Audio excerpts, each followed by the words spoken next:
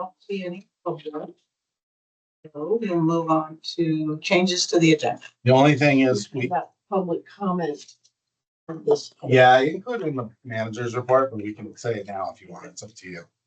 Oh, yes, that's right. We can do it now.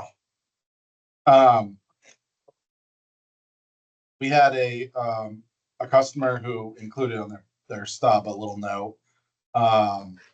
Just said, for the record, previous boards were negligent in their desire to please rather than to be fiscally responsible, and boasted about not raising rates.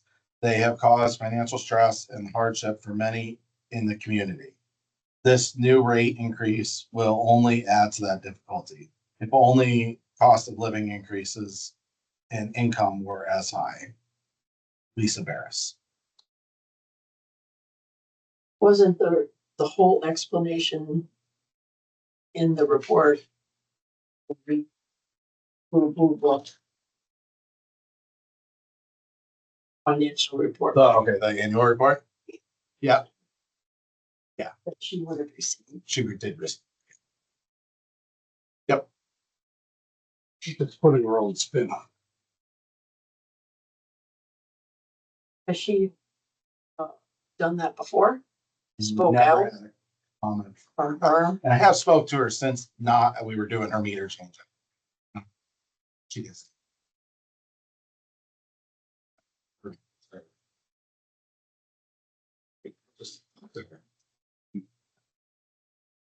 No public comments. We'll talk about it a little later, but no public comments online yet. Kind of spring.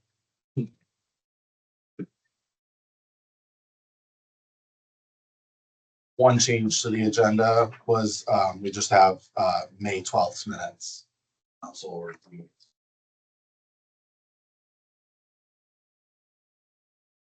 So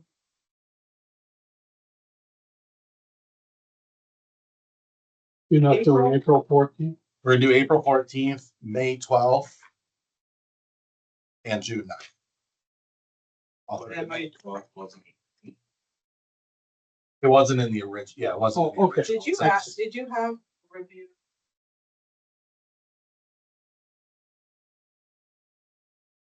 One I sent out? Yeah. It's just so I can. We can just.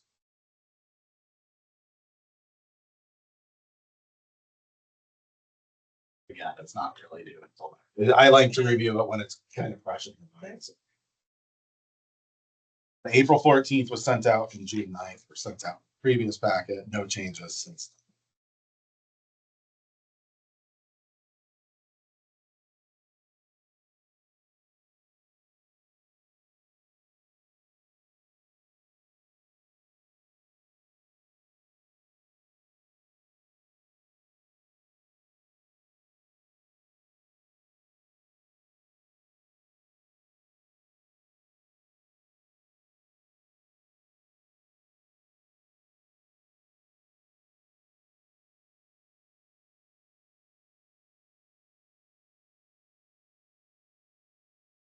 For change. Yeah, and the May 12th, May 12th. you're pulling that Flatland solar contract, Flatlander solar. I think we should probably scratch the. Our little spell check man. I'm telling you, I was doing it. Sitting on her porch watching all those cars go by. What's that? Through sitting on her porch watching all those cars drive by. Every day. Put a little circle and fix that. It's chilly. It stuck right out. I did flip on beans. Yeah, I saw. Yeah. After 56 years, I'm still a little sensitive.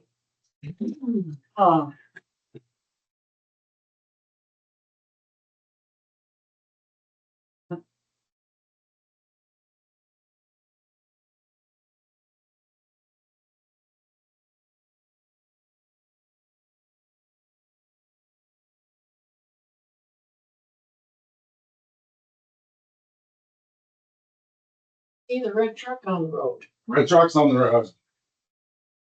Where did it go for repair from that time? Fuller. So Fuller does all our repairs Yeah. for it. So it went up, he drove it around up in Wilmington. He didn't notice any issues, so the thought is it was one day it just overheated to some degree. We have noticed the air conditioning doesn't work at all anymore. It used to kind of work, so maybe it was related to that.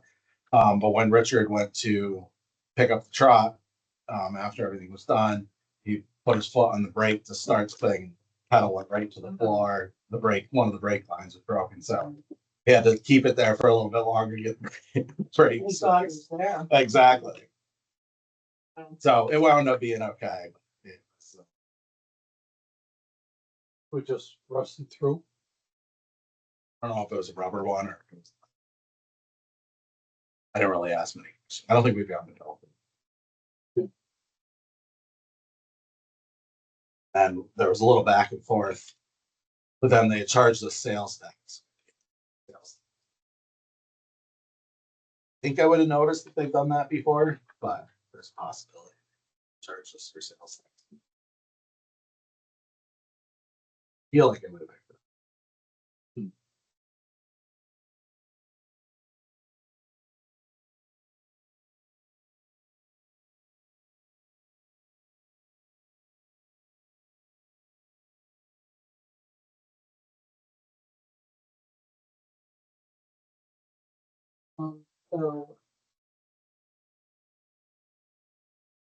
So.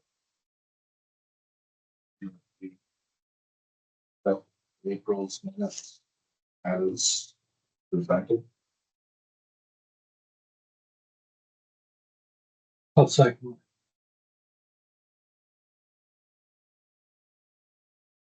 Aye.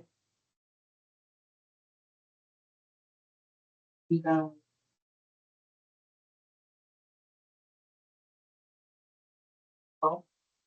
Make that motion for May 12th. That's correct.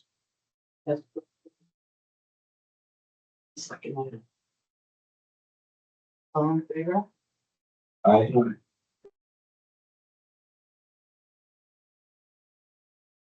June 9th. We have on the change. I got some.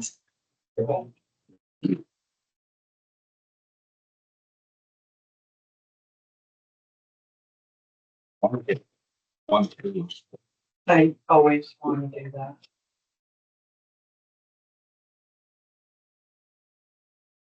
So you're trying to get to one page? I can make the marker. Oh, no, font smaller. Agenda.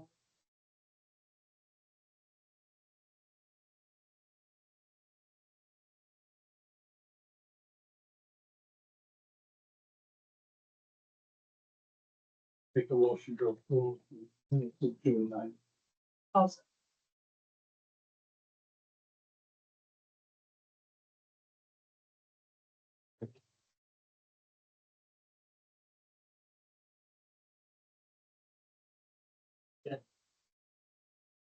Annual meetings? We don't have No, those we yet. have those. Postpone. So I'm just crossing.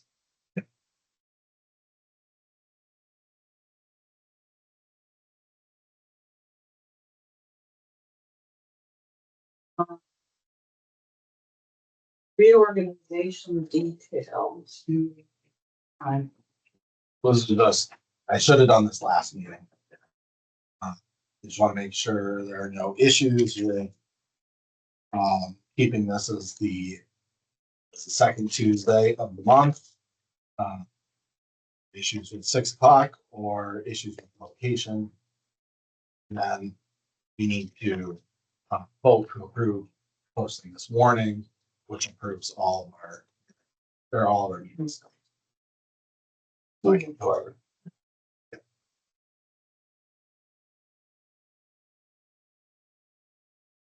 well. Good. Motions approve the meeting date, times and location. Which is the second Tuesday, 6 P.M. in the.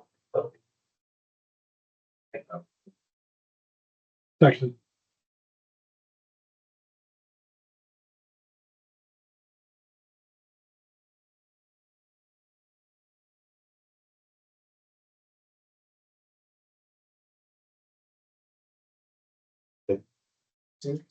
Yeah. That's So 6:16. 6:16. The hair is in your face. But I'm gonna blame. Stick it down. How's it going, Danny?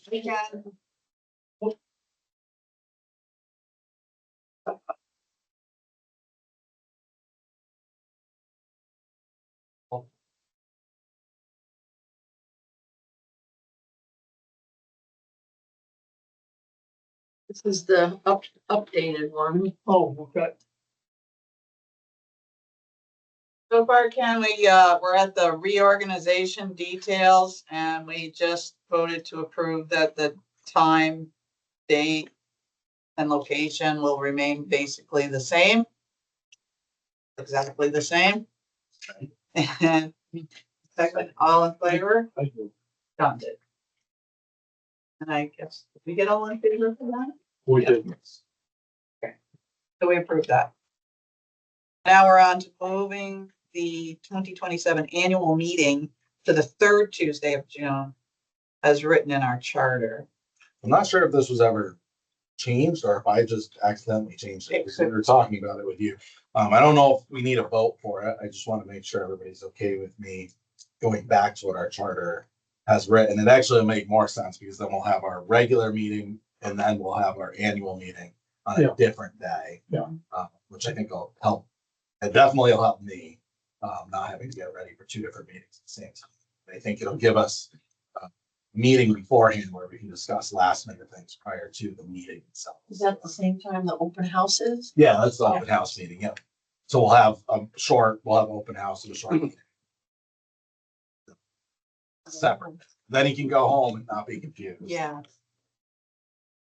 As long as you guys are okay with that, again, I don't think we need to vote. Now we have the financial report. So does it have to be listed on this? No, it's separate. We have a separate warning for that one. Yeah. This one, we had to warn, I had to message Tyler because we didn't do that. We didn't do this last meeting. So I had to message Tyler and say, can I warn this meeting tonight? Yeah. Publicly, 3 places, because it was not warned. So that's why we do this, is to warn all the meetings, so they're out there, everybody knows. List every. Were all of these meetings, maybe you just said it. Were all of these meetings previously warned in the annual report? I've never seen it in the report, but how's the. Okay. Oh, Because yeah, I don't that would- remember doing this.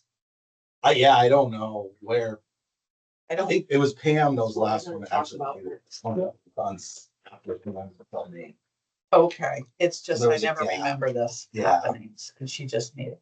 She might have just done it. Yeah, because she was the president. Oh, yeah, she was president, she could warn me. Clerk, Yeah. kind of, yeah. What is it?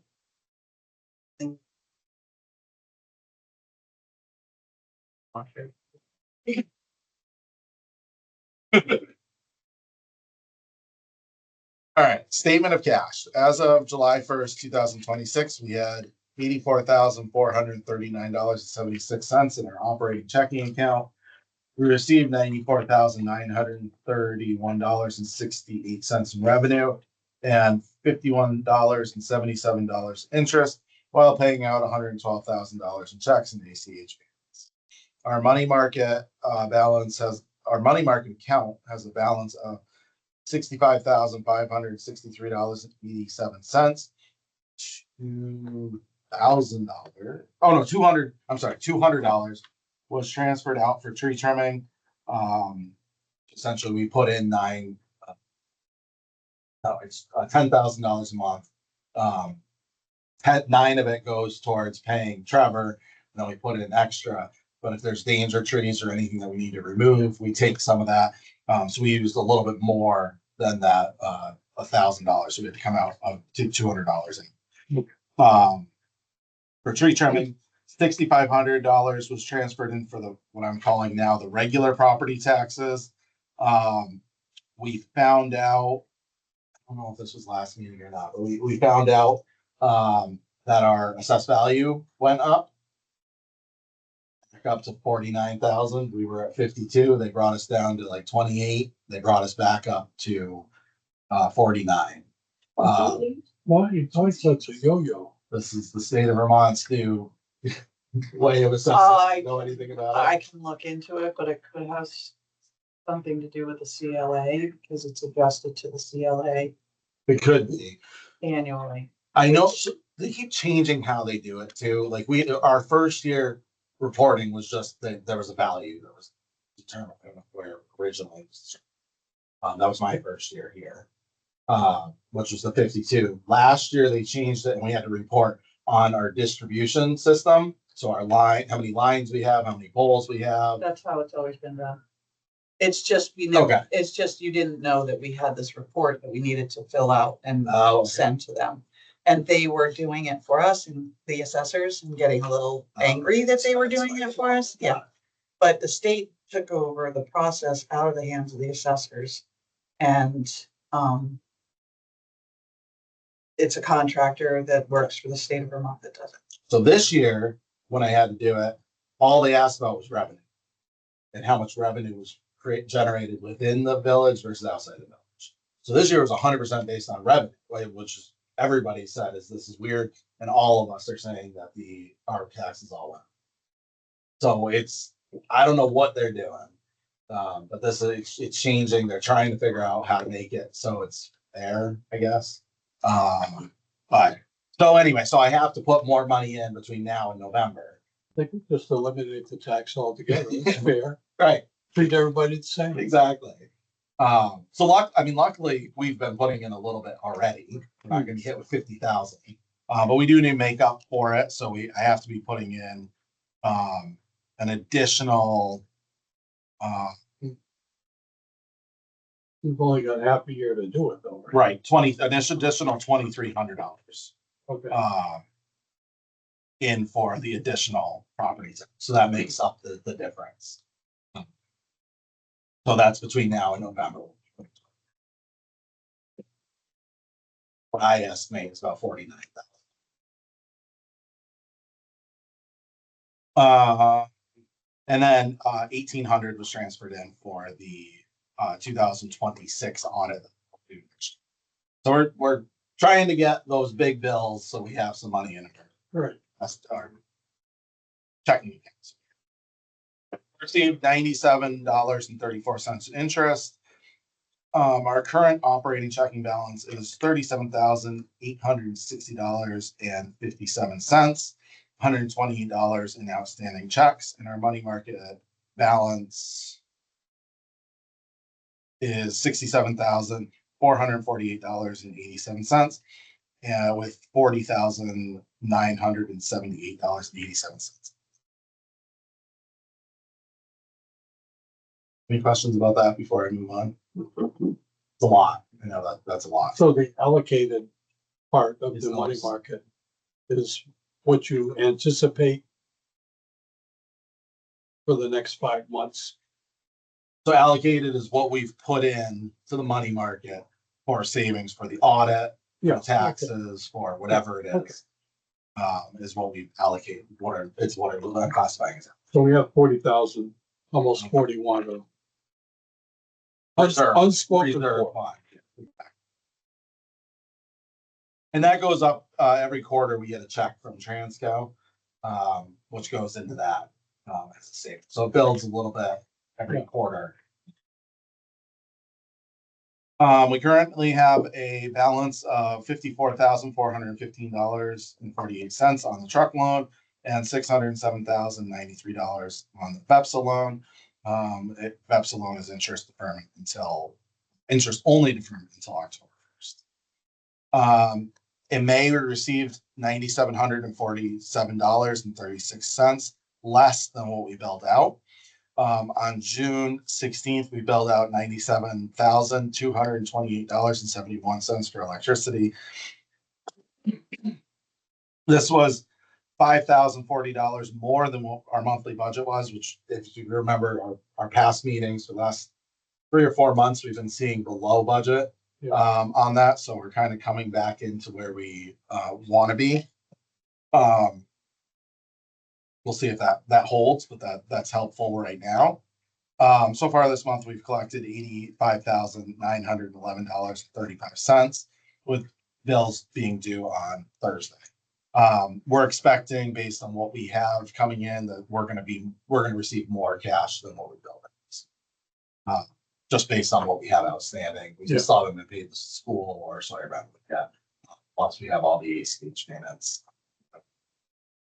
So that I anticipate will be closer to 100,000. For receivables, sorry about what is fully paid up at this point. So receivables has dropped. As you can see, we're down to $6,573.68.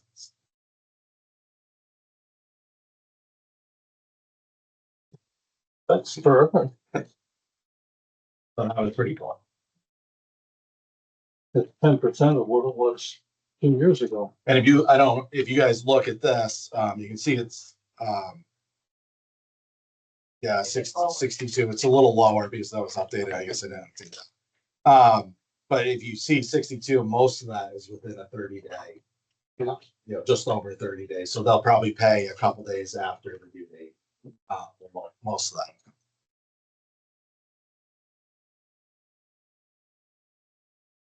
Now I do, you probably noticed that the payables is later in the packet this month. That's just because we have to make a decision on meter truck use memo, which you'll see later. Yeah. So I have the payroll now, then we'll do a couple of things, and then we'll come back to the payable.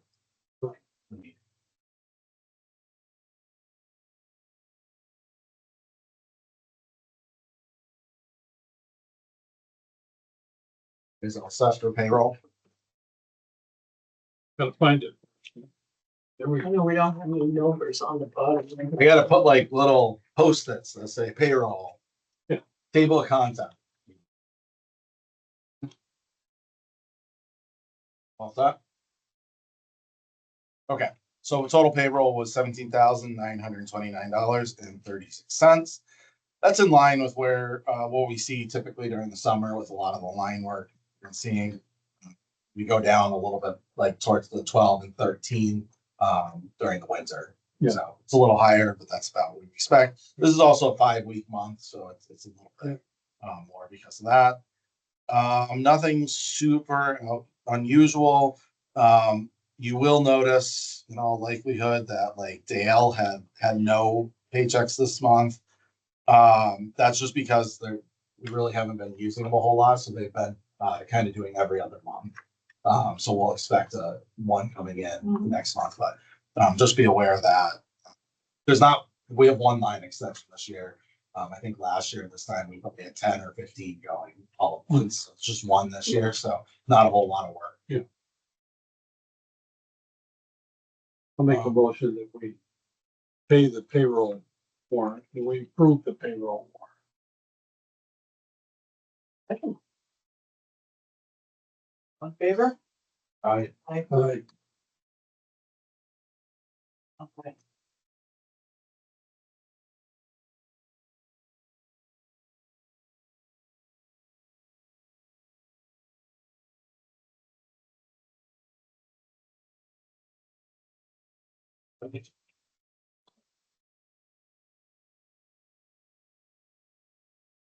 always. Yeah. Start off.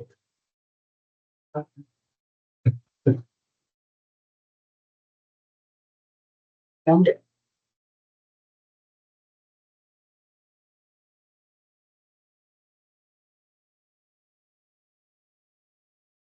On a side note, Amanda and I had a really great individualized training with BEPSA yesterday, I guess it was, on how to read our purchase power invoice, how to understand how it all is made up. And that was really interesting. We're trying to figure out how to make it more presentable so that it's easier to understand. because, I mean, it's obviously our biggest invoice, and there's a lot of EPSI members who are saying we don't understand how to read it. So it was interesting. I'm not sure I could present it back to you yet, but we're hoping that this is the beginning of being able to get kind of a series together that we understand. Just heads up on that. It was really great training. You can figure out if you signed it or not. What? This?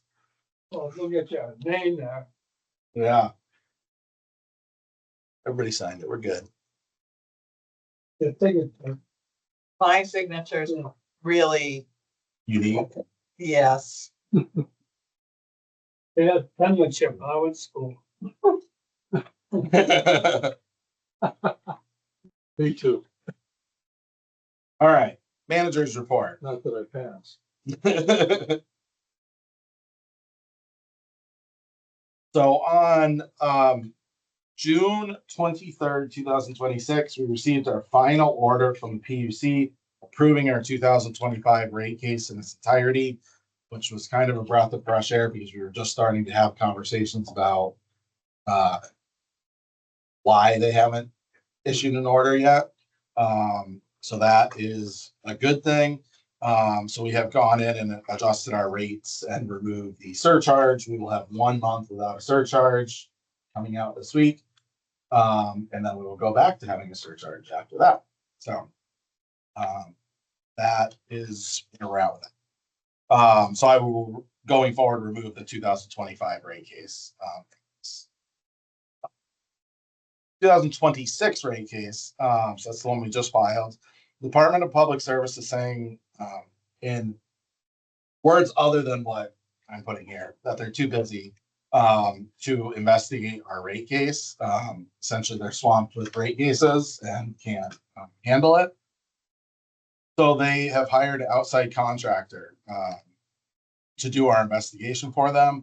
It is a past Department of Public Service employee that's doing a lot of contract work for them. Essentially, he was part of the go back to the office, and he didn't go back to the office, so he was removed, and so he's been hired as a contractor. Unfortunately, that means we have to pay for the investigator. That's just how the law is written. It's if they choose to hire an outside company, we have to pay for it. The estimated cost is $2,700. I sent an email today and plan to have a conversation with a few people at the DPS saying it's not really fair that you're choosing us when, you know, we're filing a rate case that's already pretty steep, and now you're telling us we have to spend more money to get that rate case approved. It's not really fair. It's not going to make a difference. But I feel like I have to do the due diligence to state that. It's they don't have to ask us, they tell us. I was that mindset. Was too busy for anyone. And They don't have to.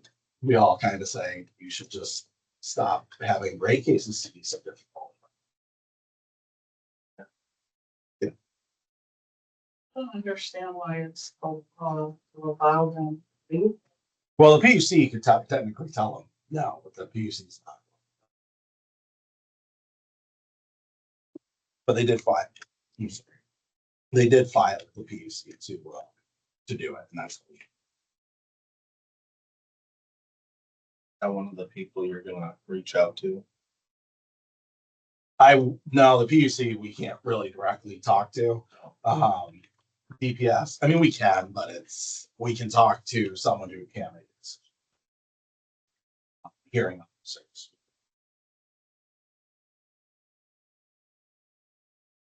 The hope is that we work it out with the DPS and the PUC can just say, yep, everything looks good. If we start fighting with them, then everybody gets attorneys. Best thing is to work with the DPS and say, and make our point and move on. I guess we'll include this amount in our next rate case. That's kind of what I'm gonna tell them. You're putting it, so I'm gonna have to do another rate case. So public comment, we already talked about that. I'll skip over that. AMI, we have 30 meters in place. That's actually not true anymore. We have probably 56 or so meters in place, as of today. We expect to have, it's probably gonna be more like 80 in by the end of this week. If all goes well, we'll start to be placing about 100 meters per week, which we're classifying as mass deployment, starting next week. I'm hoping to have the last meter placed. Actually hoping for beginning of September to have it placed, but if I'm kind of reserving myself by putting it October. So it'll be pretty quick. We did 35 meters today, and that's kind of the thought is you'll be able to do 35 meters a day. Well, that's on how far apart. Exactly. I was gonna say Village of Jacksonville will be able to do way more than that. Today we did Lone Pine, Merrifield Road, Nate Flynn Road, Route 100, kind of that side of Route 100. And so kind of grouping them together, looking where and that Richard's kind of excited because that's kind of, you have to drive the furthest between houses out there. So that's done. Hope is to start with those further out ones and work our way to more centralized. So the villages will be done. Just as a side note, we are going to have an unexpected budget expense, unless something changes, which I'm digging into options, but, with the, amount of opt-outs that I have, which is now about 35 opt-outs and increasing, daily, we're gonna have to order new digital meters. I do not have enough digital meters to do that many opt-outs. We probably have like 10 to 15. So we're gonna have to order new ones. Do they need to be replaced? No. It's the policy that VEPSA has done, and I would strongly suggest that we do, is that they should be replaced. The thought is the rotary meters are at least 40 years old, and they're probably not working right. So the thought is switch to digital meters no matter what, even if somebody opts out, to put everybody on the same playing field. We can read a digital meter still, but it makes it, if you do a rotary meter, the thought is it's not working right. Has potential to not work right. Could you put in a regular, our new meters? Could you put one in and just not read it? We're critiquing the law right now with an attorney as to whether we can put in one of our new meters and turn the transmitter on. Yeah. Which would essentially make it a non-smart meter. Right. I don't know. And I think we're leaning towards no, we can't do it. It's whether the communication's available or not that makes it the opt-out. I see. So, but we do have a couple of opt-outs that have, like, for example, gates across driveways. We have one that the meters across their lawn, and we're going to be reaching out to them and say, you can't have a gate across your driveway. We've accommodated it because we had no other option, but now we really can't have a gate across your driveway. You have to either drop it down when we read, we're reading meters on the 6th day of the month or whatever. It has to be on the ground when we get out there. Or if the case across the lawn, you have to shovel it. So our meter reader can get to it. Those are things that we had no alternative at the time, but now we don't have to. Yes. We're going to make it a little harder on some of the homeowners, kind of push back a little bit. Still opt. I mean, they're opting out. That's fine. They can do it, but you have to help us a little bit more. Can I ask about, when they request the opt-out? It's in writing, but have you had conversations and education? For a little simple 4-question survey. Can I ask why? Can I ask what your concerns are? Yeah. Can I help you understand this situation? Is there a particular reason? So 4 or 5 questions. I know there, Amanda, I mean, obviously Amanda's taking most of these calls. I've probably taken 2 or 3 of them. But I know Amanda is making sure that they're aware that, that what the smart meters are for, why we're doing it, making sure that they, know whether or not they can opt in the future. That's been a lot of questions. Is, if we decide to opt in now, we can opt out later, that's fine. And then, making sure that they know that there's, they're not going to get billed and things like that. So that there are some conversations that are being had, but I like the idea of, maybe a forward question, like, what's your reasoning? So that at least so we're aware. I think that's a great idea. Should also let them know what costs the electric company is going to incur to buy them a new digital meter. Right. I don't know what they cost. We get refurbished typically, so they're between $50 and $75.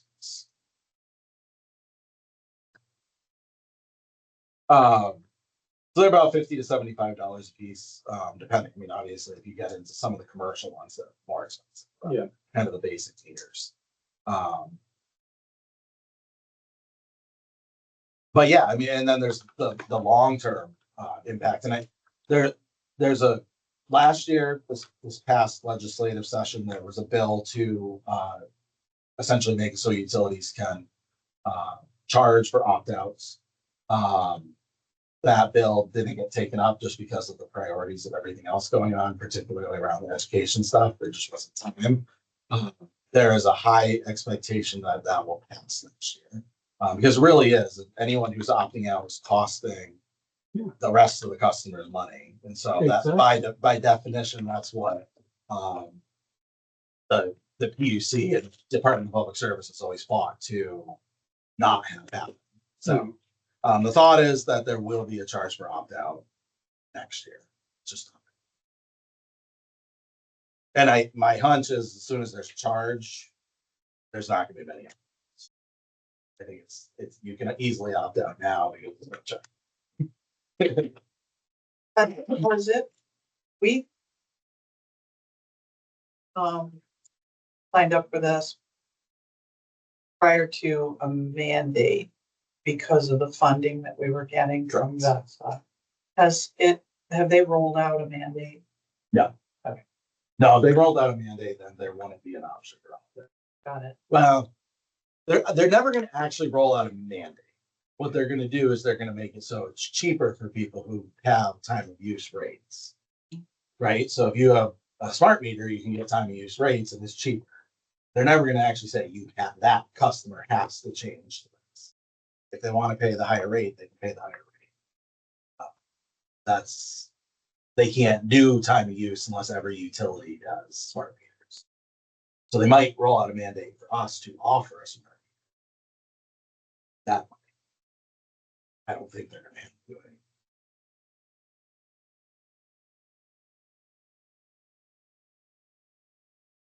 Good. All right, 2026 tree trimming. Trevor is completing Fowler Road and beginning work on Parsons Road. We are going to have some money. As you remember, his bid was $72,000. We budget $120,000. There's been a few dangerous trees that we've had removed, so there's actually some leftover money, which is what we expected. We have one more month after this payables to pay Trevor, and then he's gonna be done, and we're gonna have to figure out what we do. So we're coming to a point where we're gonna have to decide what to do with the rest of that money. My suggestion is that we use it to do a few other roads. That side of town, we essentially have Stonehouse Road, Butler Brook Road, Holland Road, Reed Hill Road, and Jacksonville Heights left. What I've asked Trevor and Nate to do is put estimates together by road of what we have, and so I can bring it to the next board meeting. Just want to do. I would really like to get Stonehouse particularly done, just because it's so far that way. It's kind of out of the way. It's probably going to be fairly cheap, but we'll see if we have enough to do the rest. And kind of go from there.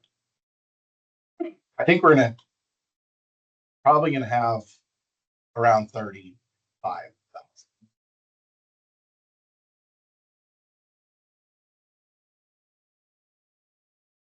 2027 tree trimming, I'll be working on the 2027 tree trimming RFP for board approval in August, for the August meeting. So we'll plan to send that out in August for September approval. And that'll be separate from the grid grant. We'll have a separate one for the grid grant as soon as we have the approval on that. Grid grant, federal grant. We're going to work these in tandem. So I'll have to work for this and then the grid grant.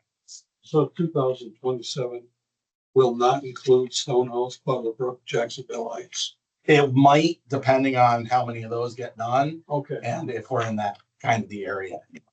okay. We're gonna be, I think it's gonna be Route But you're not 100. gonna have that, you're not gonna know that by August. Correct. I'll have a sense by August. Okay, all right. I know Nate looked at it today. Yeah. If he comes back and he says it's 70,000, not, but if he says it's way more than what we're gonna have, then it's easy for me to know I'm gonna have to. Yeah. If he comes back and says it's 20, I mean, you guys might not approve it, but at least we'll know pretty Yeah. close.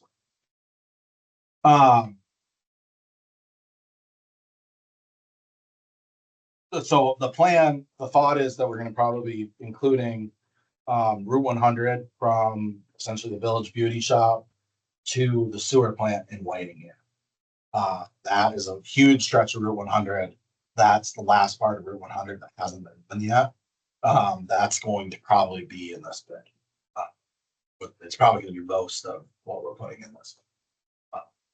Not sure we'll have any other money, but it's gonna be traffic.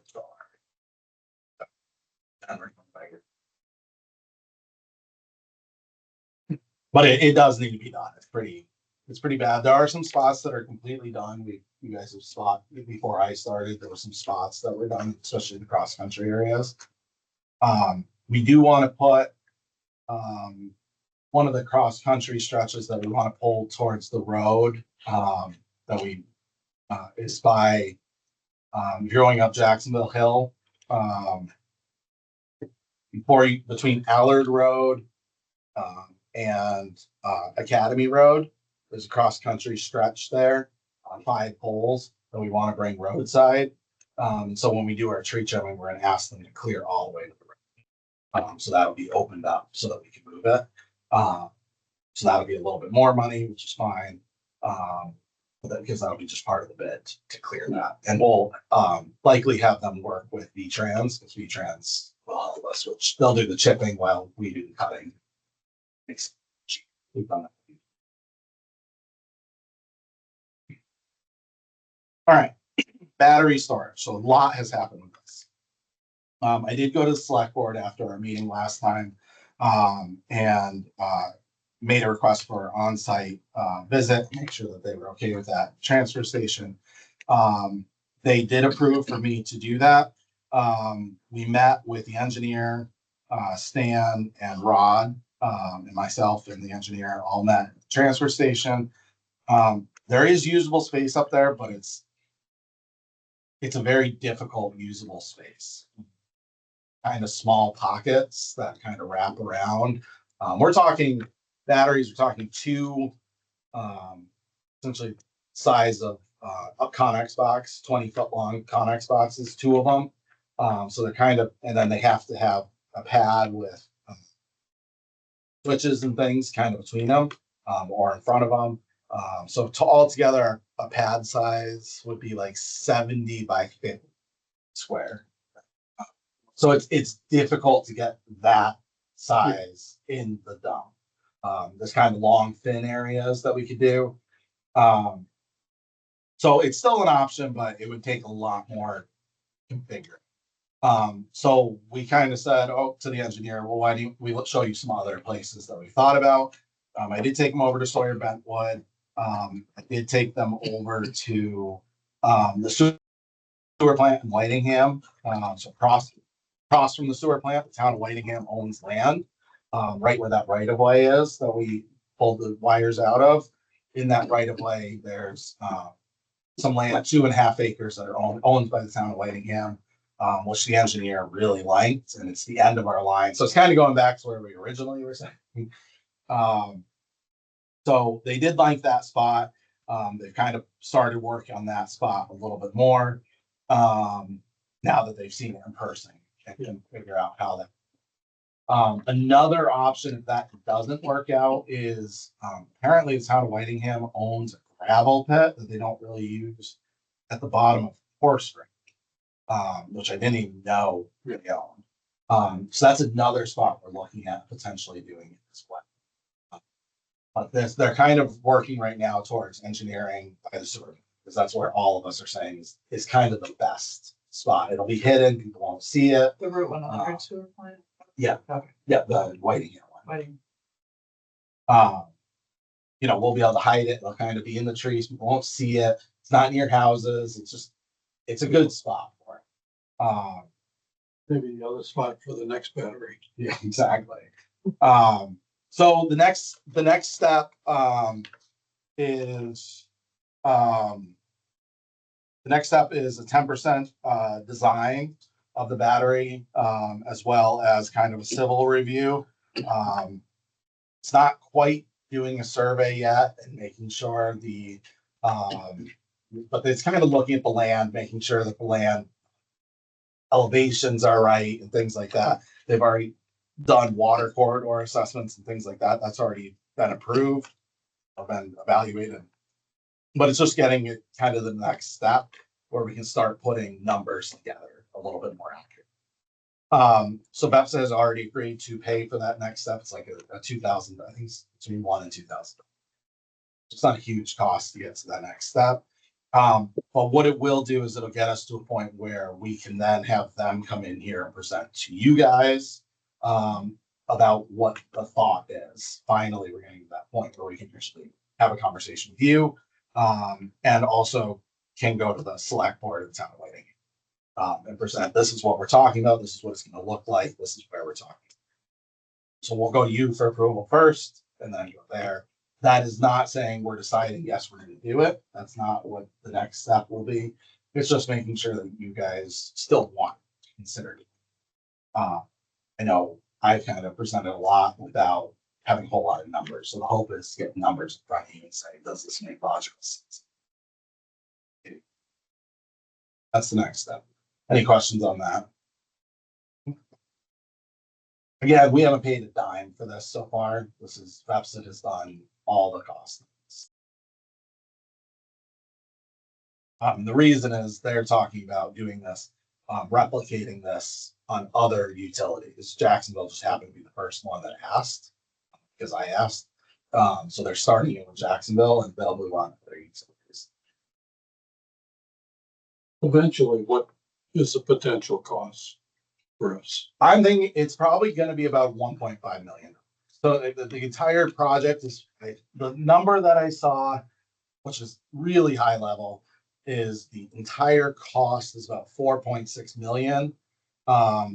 It's about 70% funded by the federal government, 70% match, getting it down to like 1.6 million-ish range. That would be offset by our transmission costs. It would be a 8-year payback period. So essentially our transmission costs would offset it for 8 years, and then we would own the battery full free and clear. And it's 20-year life on it. So yes. There is a lot of variables that aren't factored in there.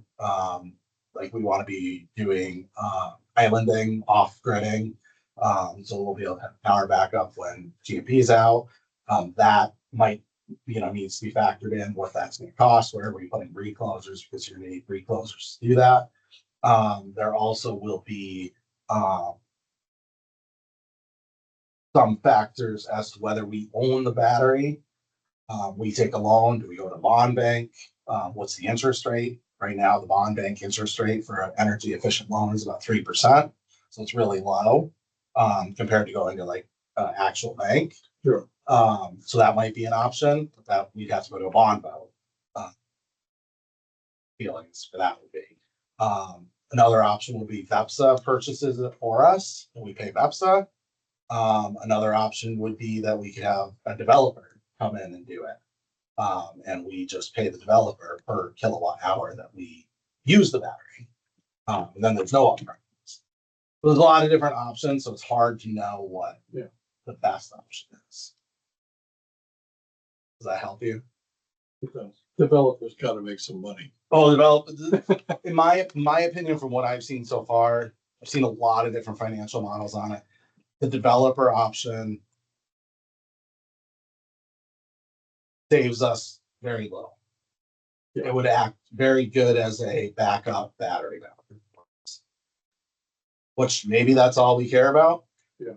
But it's one of those little risk, little reward kind of. Right. Is where the developer's taking all the risk. Yeah. We're not getting any reward because of it. Right. Okay. All right. Grid grant. So we're still in the process of EPSA's attorney reviewing the grid grant. Thinking we're going on 2 months now. He's reviewing it for us, but at the same time is reviewing it for all members. Because we're the first ones. So he really is kind of spending his time with it. I do plan to reach out to him soon, probably the next week, to kind of reach out and see where we're at with it. This would be good to start moving forward with that. But I'm at the same time not in a huge rush because I'd like to get the RFP for next year settled before we move on. We're kind of at the point where I'm better off focusing on next year before we do that. So that's going on there. DPS utility assessment. All utility managers have DPS assessment review with the commissioner on July 23rd. So I'm actually off for Old Home Week that day, but we'll be planning to attend that meeting. It's a 2-hour meeting remote. So it'll be interesting to see what we hear from that. Trouble calls this month. On 6/18, we had a large storm come through. As you probably noticed, the school lost quite a few shingles off its roof. That's all related to that one storm. It was kind of a line that went through, hit the school, Allard Road, Holbrook Road, Lower Holbrook Road. Kind of weird line. So Holbrook Road, we received a call for an outage. I got up there. There were about 10 to 15 large white pines that had blown out of their roots, completely blown over, just in a row. It took out our line. It's a single phase line. It didn't even break the neutral, but it did break the primary line. So it wasn't a huge fix, but it was a ton of tree work that needed to be done. And so we actually called Nate Felton to come help us with cleanup of the trees. I mean, these are big white pines. So Nate came in and got that cleaned up. Took about 2 hours for him to kind of get through everything. 2 of them worked. Randy, and I fixed the wire while Nate was. Simpson Hill, same storm. We received a call for no power upon arrival. The service line was pulled off the house by trees. Randy, Rod, and I were able to fix it. And Route 100, we had 2 trees that needed to be removed after the storm. That one was on the primary, didn't break anything. The other was on a guy wire on a stump pole that we just had to get on. That, so no GMP calls or any of this. On the 30th of June, Gates Pond Road at Parsons Road, fire department was called out for tree and wires down. I was actually in Boston at the time. So when I heard the fire department call come in, I wanted to get on top of it before the fire department called GMP. So I called and Randy said he'll go up and took care of it. So about 30, the DV fiber line. On 7/1, the C phase wire broke by the watering tub. So it's kind of funny. It was 3 wires. The trees are over here. It was actually this wire that broke, the furthest away from the trees. Our crews weren't available. This was like 11 o'clock at night to 3 o'clock. Crews weren't available, so we called GMP. we did need to shut off the whole grid for the safety during the restart. So you probably all noticed. And then on 7/2, we got a call on Plum Road that JC Electric had responded for a generator issue. And JC, while they were there, noticed the cutout was open, fuse was open.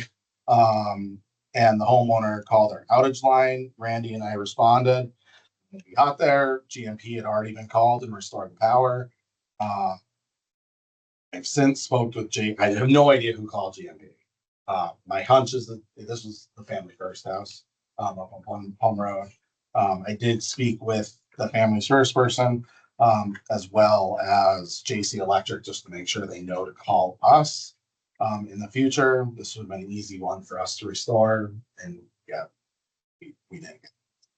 Kind of does spark the question of at what point do you want me to start charging customers for calling GMP? We've been telling them to call us for like 2 years now, and people are still not doing it. So I'm not going to ask you now, but I want to float it to think about over the next month, because I probably will ask soon at what point we want to start. Do we have a bill yet? We do not. And when do you expect to see one? Or is it just so random? Probably in August. GMP kind of is funny. They wait for things to add up, and then they send you their 3 different ones. I think it'd be good to keep putting out there in letter form. Yeah. With the bills. It costs us money when you call Green Mountain Power before us. And maybe list in the last year, All the times. these are the times. And it's cost all of our customers this amount of money. And, just let them know that we're at the point where we're considering charging the customer for calling the wrong person. Yeah, I could do a letter insert Yeah. in a bill. That kind of. I mean, gives it's the a breakdown. constant frustration for me. Oh, yeah. Yeah, me too. I was gonna.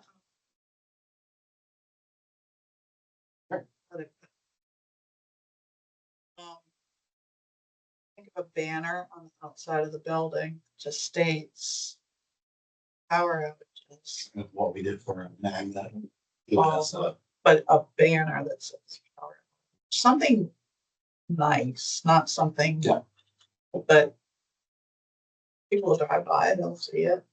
So, Maybe. and maybe. I don't know we're here. It might help to emphasize. I wonder if we could do it. No. I wonder if we could do it between the pole. What across? Well, that's, so part of the problem is people don't see it because it's flat on the building. I don't, Our sign is flat on the building, it's not out. Yeah, people aren't reading it. They go, they're not turning their heads and looking Right. at this building. It's where if it was out against.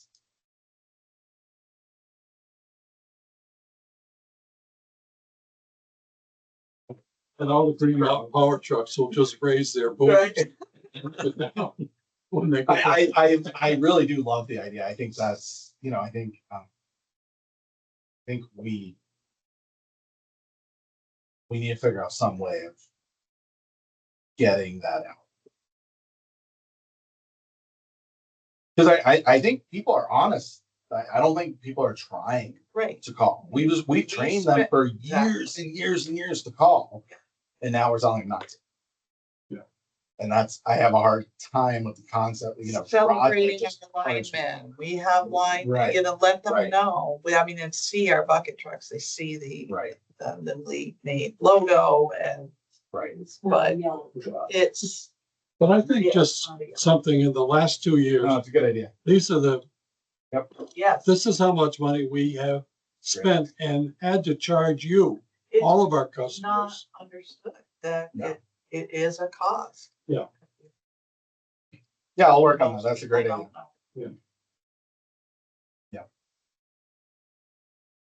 Especially when, that having those outages for that storm, all together, it was 5 hours worth of work, two guys. Together, it was $350 versus $700.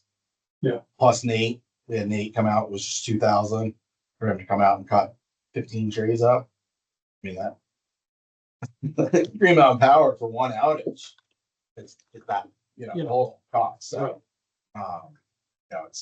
it's a huge savings. Well, they're a union shop, so they have to send out a supervisor who Right. sits there and watches. Right. The Well, two- that's the what two killed me. underpaid guys, This Plum Road call really killed me because it was, was it Sunday? it was after hours. I put the second, but I thought it was the third, which is a holiday. Yeah, it was a holiday. So they were getting double time because it's a holiday. Yeah, So, and we were available. We went, yeah. it's not even like we didn't go. Anyway. So for line extensions, the big one we have is on Maryfield Road. I'm sorry. Big one we have is Kentfield Road. For a new house being built on Kentfield.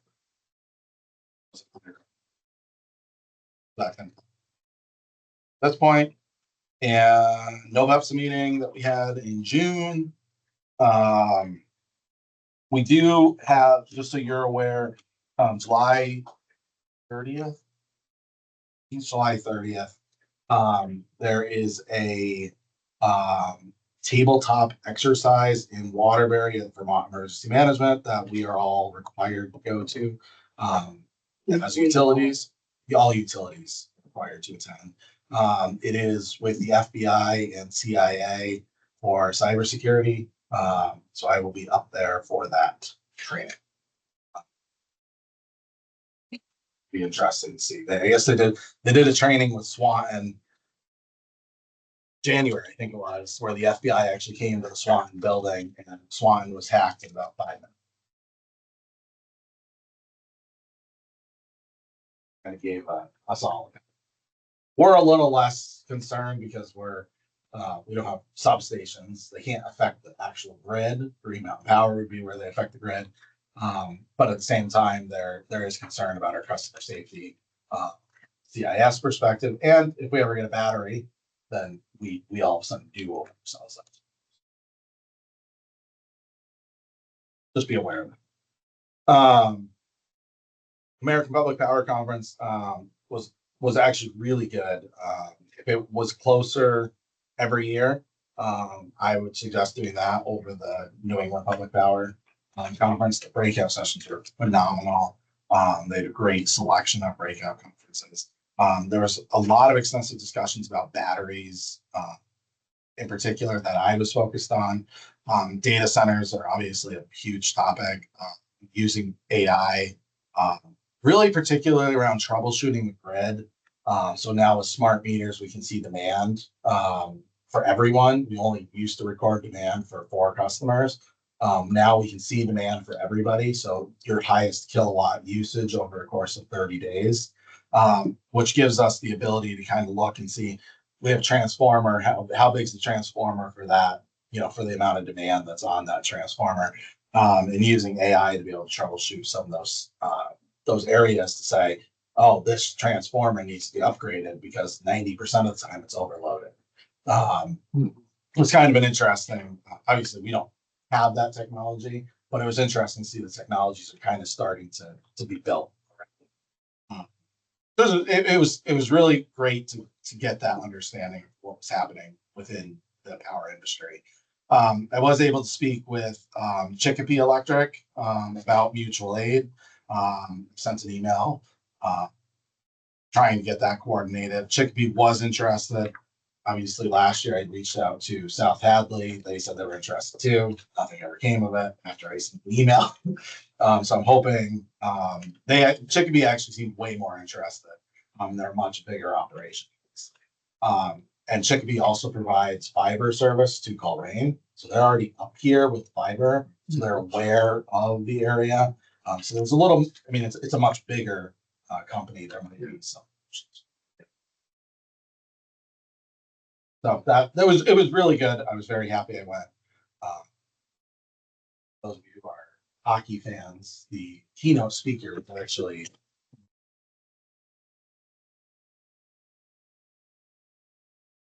Mike Aruzio. Mike Aruzio, who's the Miracle on Ice hockey captain. 1980. 1980. That's, yeah.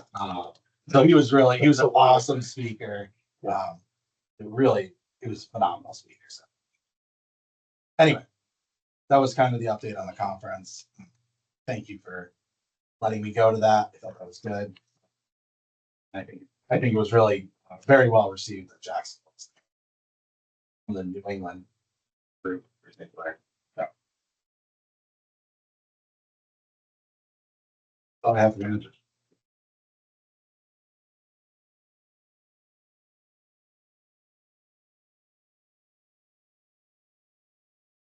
We have a business meter reading truck. Meter reading truck, we already talked about what needed to be done on it. I'm not sure if we're gonna get a bill specifically around I'm assuming we will around the brake line, but I haven't seen that. It's been a while. So we'll just kind of keep an eye out for that. So as you know, during the last meter reading, the meter truck did experience a mechanical malfunction. Approximately the first 200 meters had already been read, but I was unable to complete the remainder of the route. I used my personal truck and Richard used his personal truck to finish the meter readings. That if for those of you who don't know, essentially meter reading is very stop and go. You go 30 feet, slam on your brakes, stop. It's very intensive in the vehicle. When you're doing it. So, Richard even kind of said to me, he's like, it's really not worth me using my personal truck for the regular mileage that you get, which is 72 cents. In total, I believe the miles in total was like 170 something miles, something like that. It's really not many miles for the amount of stop and go. So his recommendation, I didn't really know what to use. His recommendation was $2 per mile. So I essentially just tripled the mileage rate of 72.5, which is $2.19 a mile, was my recommendation. So that would be a total cost of the village of $354.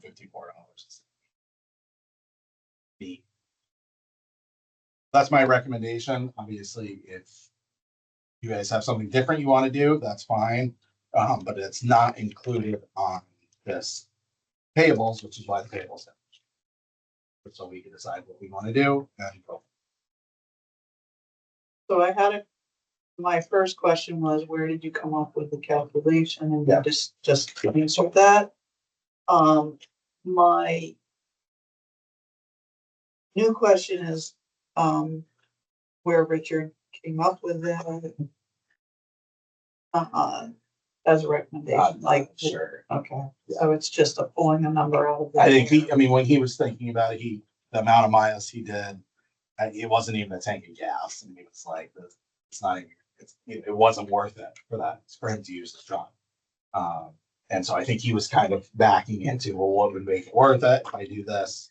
I think and I don't know exactly. It was. Yeah, I was going to do the breakout between. You had 162 miles. That sounds.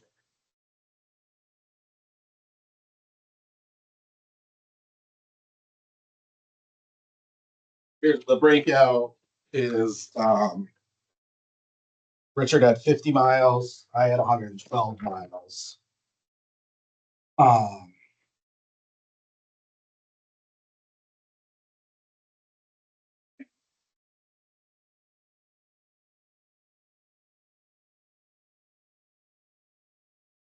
Miles and what?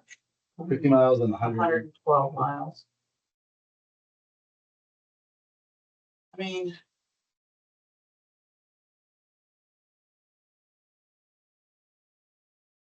Well, it's quite a jump from what is the standard federal allowance. I do understand the difference between driving to Montpelier here on the highway, most of it stop and go.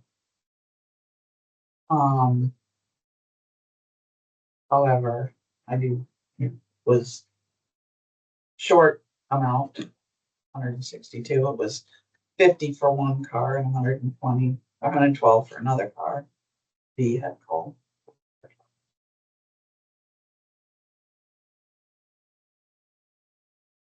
It was, I have to be honest, for me, seeing this request was like, where'd that come from kind of request? Like, is this a realistic number? And it sounds like it was just kind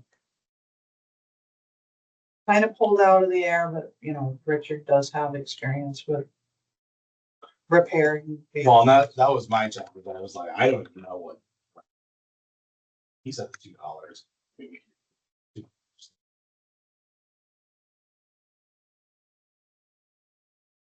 But the other thing I was kind of comparing to is I did look into like renting, what would it cost to rent a vehicle? And the rental was like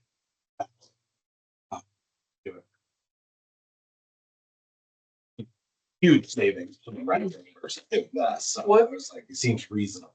I think I know the answer, but why were you doing the meter reading? He had the two of them. Yes, I thought, yeah. Yeah. So as soon as he Yeah. was back, that's why he had some. I was more than happy to have it. Come across any bad dogs. No bad dogs, just bad people. You got hand out pops. I didn't. Richard sometimes has it, sometimes doesn't. Yeah. And he always tells me about how he gets these cookies from people. I never get any cookies. I'd be careful about That's true. Talking to pie the other day. the whole pie. Oh, pie. I take it. So with this memo, there's no action on the memo because it's in our, no, No, you will need to take action. because it's not in the, We need to add it onto this, but you tell me, I guess you don't have to vote on anything. You tell me what you want and we'll vote. right. Did everybody understand? Yep. Okay.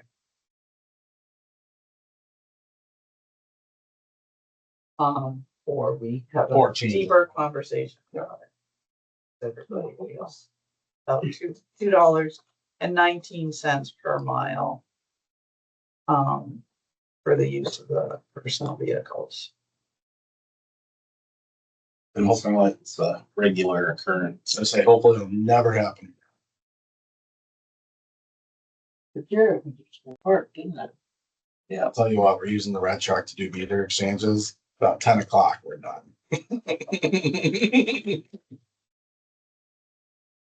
Maybe It's I hot. can recharge that. I'll keep the truck. Right.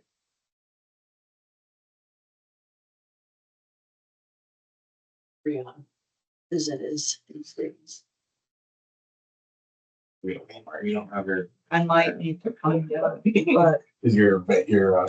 yeah, but I never used to use air conditioning. Roll the I windows think- down.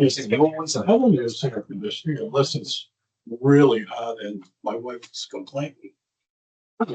Your house? Yeah, you've never. None in the car either. I mean, I just don't use it. I open the windows. Yeah, That's why my hair is such a bright. Love her hair. that's right. This is the first year I let them put an air conditioner in my window in the office. Before it was just try to pry it open because it's impossible to lift the storm windows that they installed. Big old school. They don't have heat pumps in that one? No, Really? no. No.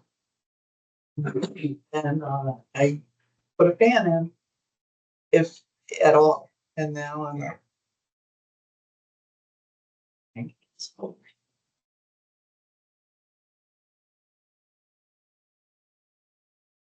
All right, Well, we don't need a motion, but we need If Head it's a, nods. if it's a one-off, I'm okay with it. Kenny, are you all right with paying $2.19 per mile for the use of the vehicles, which is more than the federal? Yeah. You're good with this? Yeah. Okay. I guess we're moving on then. You got 5 head nods.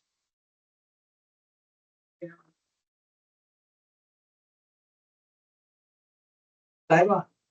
So I have a question. Go ahead. You say no update. Well, there's no updates because I haven't had time to do anything. And I was supposed to organize a working. Working party, yeah. That I was my did. question. So they're sprayed pink. It's straight pink. Yeah, what's up with the pink? What happened to You orange? told me this, Barry. What happened to orange? Everybody's using pink I these had red days. and pink. And pink is pink, so red is supposed to mark electricity. So I don't want to use red. Pink is used for a survey marking. Okay, So essentially that's all we have is red and pink. well, they're using pink in Brattleboro too, and I'm like, what's up with the? Yeah, that's survey marking, so that's like miscellaneous. It doesn't count for it. Just want you to be aware. So, my question was gonna be,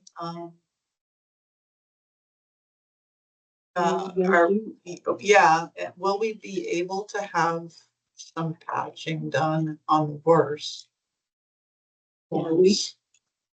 So I talked to Kenny a little bit about it. Yeah, You tell me if I'm wrong. My understanding is to patch it, you have to rip out a whole chunk of the sidewalk, Just that section. just that square. do you have to get, the saw, the particular, like cut it out with a saw? Or just chip away at it? Oh, What's that? it might pop up out because there's got cracks in it. Okay. Pop out with an iron bar. I would say, is it gonna have rebar?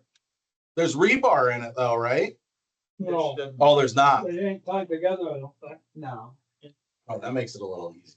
We have access to a small little. So if you're looking at like a little triangular piece and it's got some crumbles, you're just talking about getting that out, is clean it. You should take the whole. The whole pull square. the whole square out. And you put a screen across and screen it. Are you gonna be there to coach us? I could be there, I don't know. Depends who does it. And then where are we getting the concrete? Sometimes I don't get along with people. Are we getting a mixer or bags? Should we just get bags of it and mix it up ourselves in small batches? Yeah.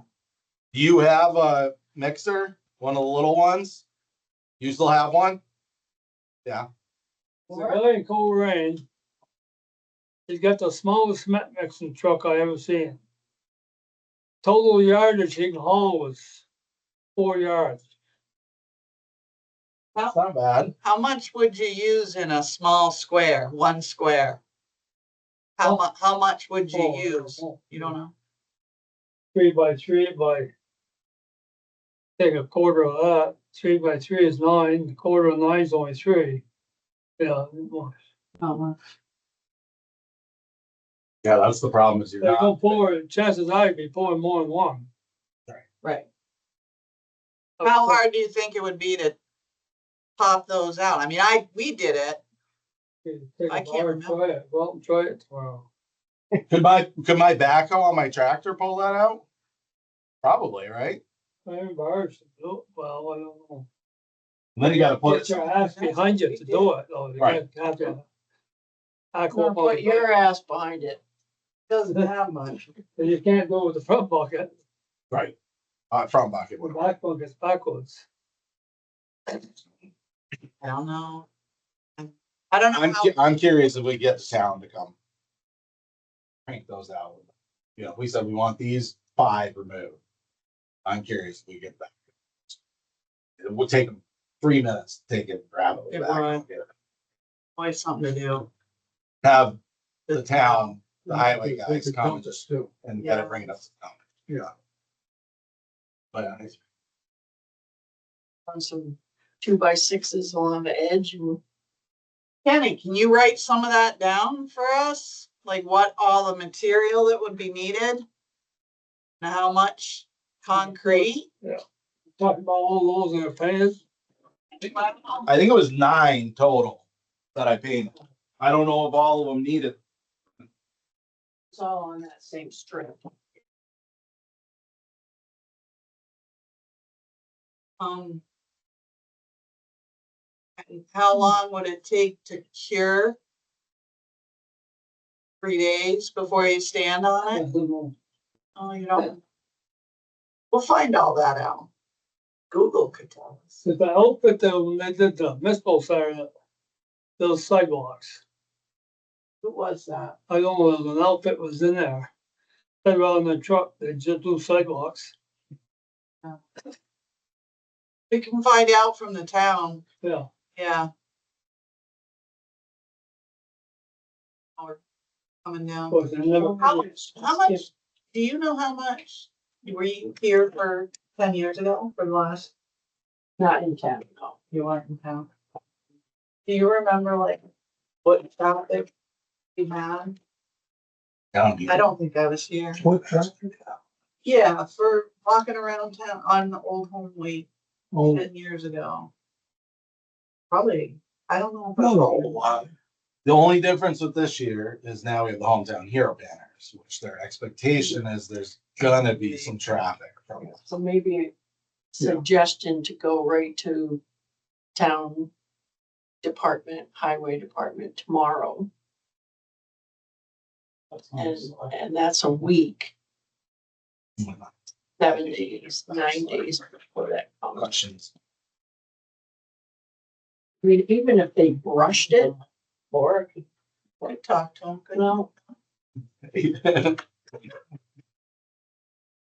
no, Daddy can. I wouldn't know what to say.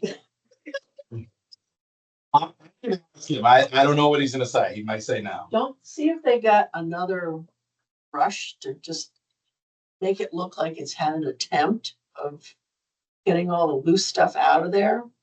And then maybe we can mix buckets up at a time. You're talking about patching. Yeah, Kenny's suggesting that what you need to do is pop the whole thing out. you know. Do we? 7 days, 9 days? To have time to cure and Well, things. We want. over, they, when they did the one up for the, culvert, it was the next day it was open. They did it and by noon the next day they had foot traffic.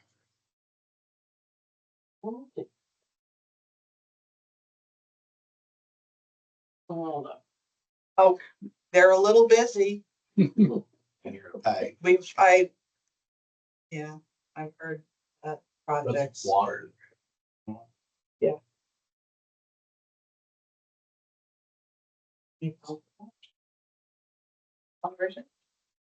I can have the conversation, you just might say no. What do you want? You want him to come with the backhoe and yank out those No, squares? No, I'm going with bar and try it. You're gonna go down with the bar? You're gonna come pick me up at my office before you go out. Okay? You okay with that? I'll go with you.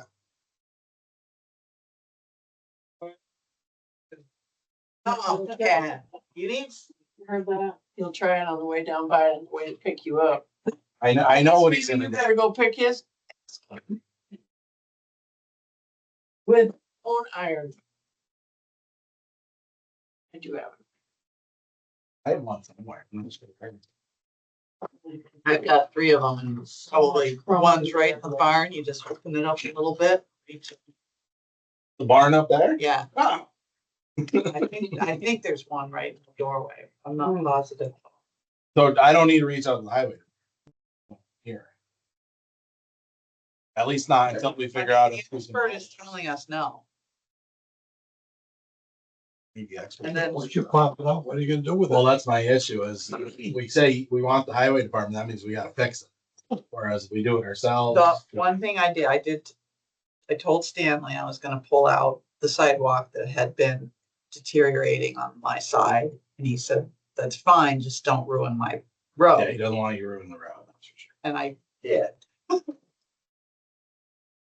you're not going tomorrow. He didn't say, anything, but it did hurt it a little bit. It just hurt it. I don't know, it seems like there must be some kind of a vacuum, a shop vac, a big one that would clean up all those loose crumbles before you go and start. So you see actually what you're working with for size wise. Either that or bar. I think you're gonna have very thin, I think you're gonna I have think chips you're- that are, Use that your are that tractor, big. it just, damn, I gotta drop it over here behind your house. Yeah, women engineers, how come they don't have women to do it? But don't they have like a trailer? And if you did have your tractor there, they could leave a trailer. The highway department? No, yeah, for the town.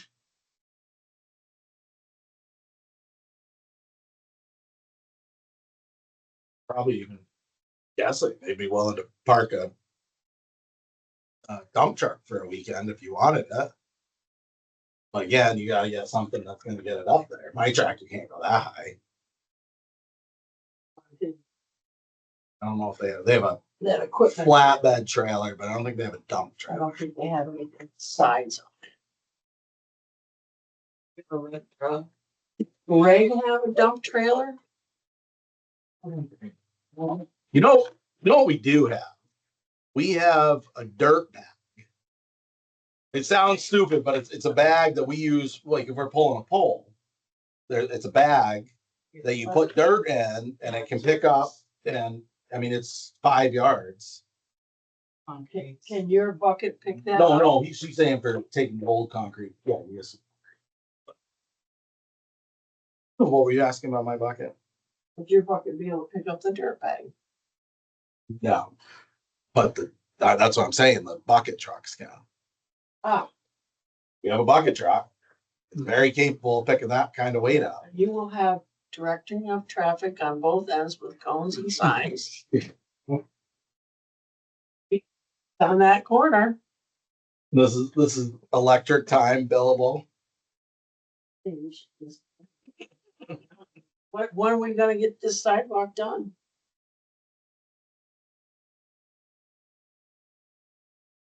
There's gotta be people with equipment. Was it a month ago that we were talking Who about talks about it? going to the select board or going to the town or going to somewhere and seeing if we could work together on that? Last meeting, we talked about putting a work party together. And I have no chance to.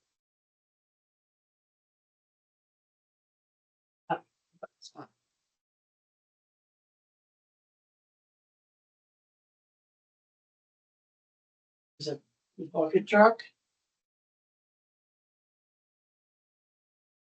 Your bucket? And we got people with excavators that work for us. Multiple, we have three individuals who work for us that have excavators. Well, I think we have the first talk. Yeah, because we're putting any kind of, I think we're doing any work on those sidewalk meetings. Whether they want to be involved or not.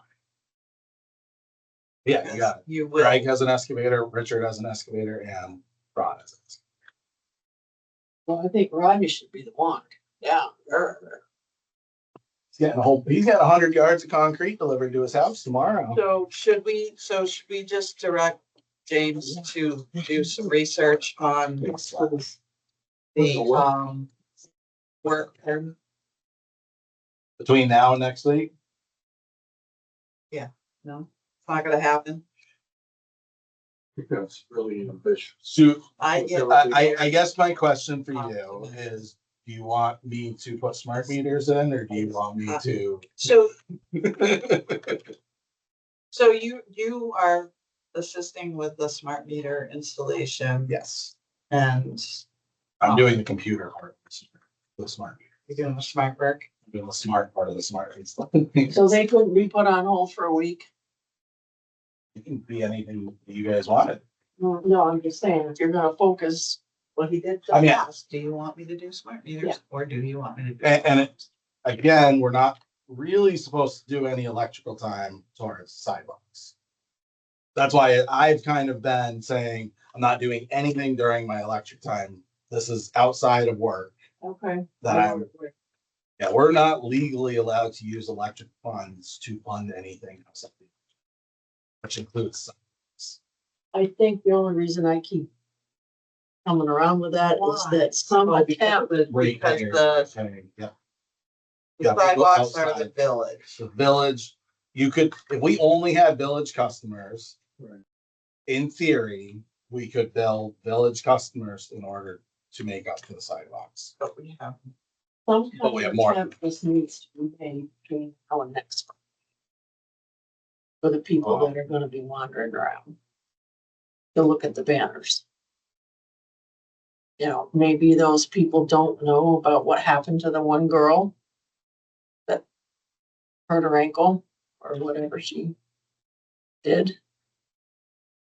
I think the sidewalks are the challenge. I mean, that is a challenge that this board very much is the reality. Shouldn't they kind of be treated like tree trimming as, you know, where we have to keep up the easement property and Yeah, the village is. But the PUC is not gonna let you use village funds or the electric company, but the PUC is gonna come back and say, oh, you have sidewalks, you have to tax people. That's how you get money.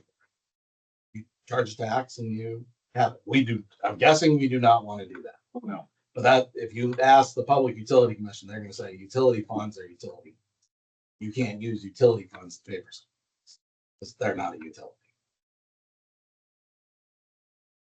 And if the auditor catches you doing it. Big. That's okay.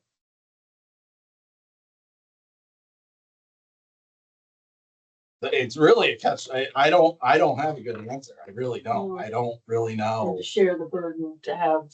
The town doesn't want it. Previous select board Select board. have been totally against taking on the sidewalks. Who put them in? Electric company. No, my understanding is that individual homeowners put them in. They put stretches in. That's why they're all different. Is the homeowners put them in, but then it kind of became the village. Well, one up on that, the one that has the problems. How old's the one that goes up Gates Pond? How old's that sidewalk? How old or what? Sidewalk. It's fine. Yeah. The sidewalk Mill going Hill. up Mill Hill. Oh, my way. Yeah. Well, the town fixed that one when they did the sewer. Oh, That apartment house down, they put that in. So they're the ones that did the crumbled job. I question if there's any legitimate claim that They Jacksonville, kind of got up and did the sidewalks. other than the town claims that. Nobody knows where that information, right? Because, No, nobody will. right. Nobody wants it, so it's, but the We town, gave everything except the lights and the sidewalks, and the sidewalks. I don't know why. and the town has been very careful to make sure that all of everything they're doing that involves sidewalks now says that Jacksonville Electric owns it. They rigged up by buds, they come down through there. Cause there used to be slanted where the driveways were, and we went straight. And fished into the road a little bit, they put that dips there. So they redid the sidewalk.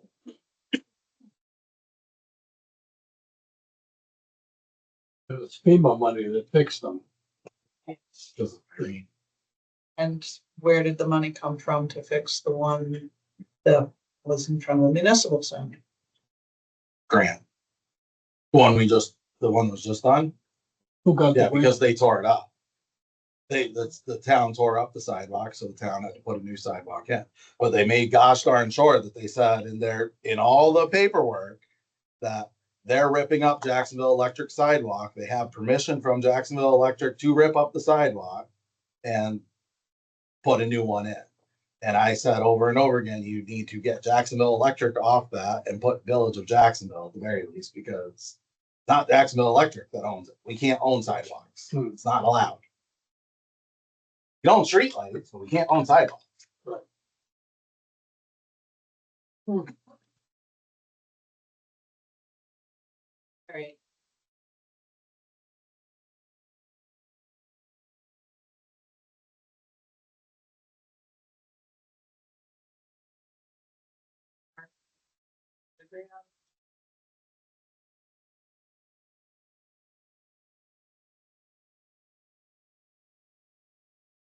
We wanted to Stanley.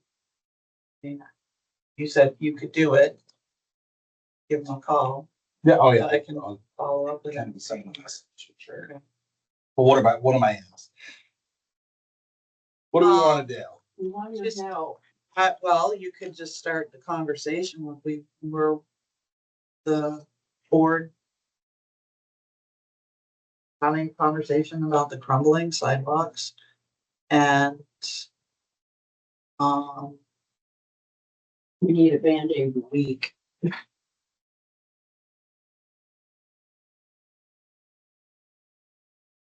recommendation.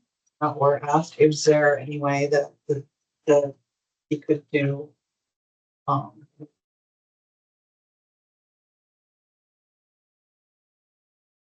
Take away some of the debris after and But put isn't- them out with a pry Isn't bar. there like some kind of an asphalt patch too, when they're always filling holes in the state? I know So it's- he has done it before for us, where there's really bad sidewalks. But that needs to be when he has an asphalt company. He did repair a sidewalk for us. Over on the intersection of 112. There's that one spot that was really bad, and he ripped out 2 sections. That's all. Kenny, what's the name of that company you can't remember in Coleraine? What? You can't remember the name of the company in Coleraine. Oh, cool, right? Yeah, What, the Smith's company? yeah, Yeah. Well, I got the phone number home. okay. Can I take a look at? So maybe at the least, they could take the debris, you know, maybe assist Oh, in yeah. some We'll removal. remove it and then they'll take I it don't away. think he poured cement, Oh, he just we got a can, little yeah. cement machine. Assist in the removal, but Oh, at the it's big least take size, it away. Old 4 yard, So phone number for the company in Coleraine. yeah. So you call James? Yeah. And then what am I doing with that? I got the phone number home, Right, what am I doing with the phone number? nothing. Cause I don't think he pours cement, he just Oh, what's he do? delivers cement. Oh, He yeah, got a little cement truck. Well, it's. Oh. It's real small, it's Or take his even if- time. Yeah. It holds 4 yards. He's got a trailer, you can go get the trailer, holds a yard, put it behind your pickup. He fills it full of cement. oh, he filled it for you? Wow, He puts really? the water when he gets it home, and you wash it out, and you back to. I guess it's better than picking up 80-pound bags and They making a sort yard out of some, 80 I pound did up the bags. Padre this summer with the small cement truck. It does work good, 4 yard one. Sometimes you only need 4 yards. Right, So the question is, who's gonna pay for the 4 yards? Yes. We can't, But I mean, yeah. we can't.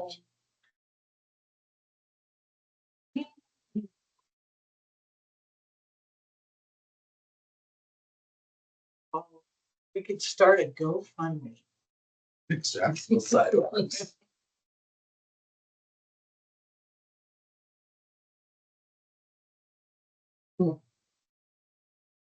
Okay. I think this is the challenge. I mean, I think we can get it torn up. I'm not concerned about that, but I think it's worse if we tear it up now for next Last week. time I did some sidewalk work up by the municipal center. Down below that culvert, I did a section. I prepped it, and I called Valley, and they come over, their guys come over and poured it for me. You traveled it. You made some forms, Yeah, Either well, I don't 1 inch- actually, just have to have a 2 bites. 2x6 or Right. something. Well, I can't get down on my hands and knees no more, I can't. Hmm. I was doing Nobody some work can. on my porch. there's a step there. I couldn't even get set down on the step. I fell down for it. I can't get bent down. My legs are so bad. I have to kind of fall down. Roll around. Roll. I work. One time I was working up the sponges on the porch. I'd lay down to, I was working outside. I said, Jesus, I hope somebody don't drive by and see me like that. I don't think I'm deaf, but maybe someone will drive by and see me, come give me mouth to mouth, you know. Maybe I'll just Just lay there Stay for there. a while. things are so bad. I don't know what to tell you. I got that one of those one of Let's those start somewhere. seats that sound mechanics, you know, Yeah.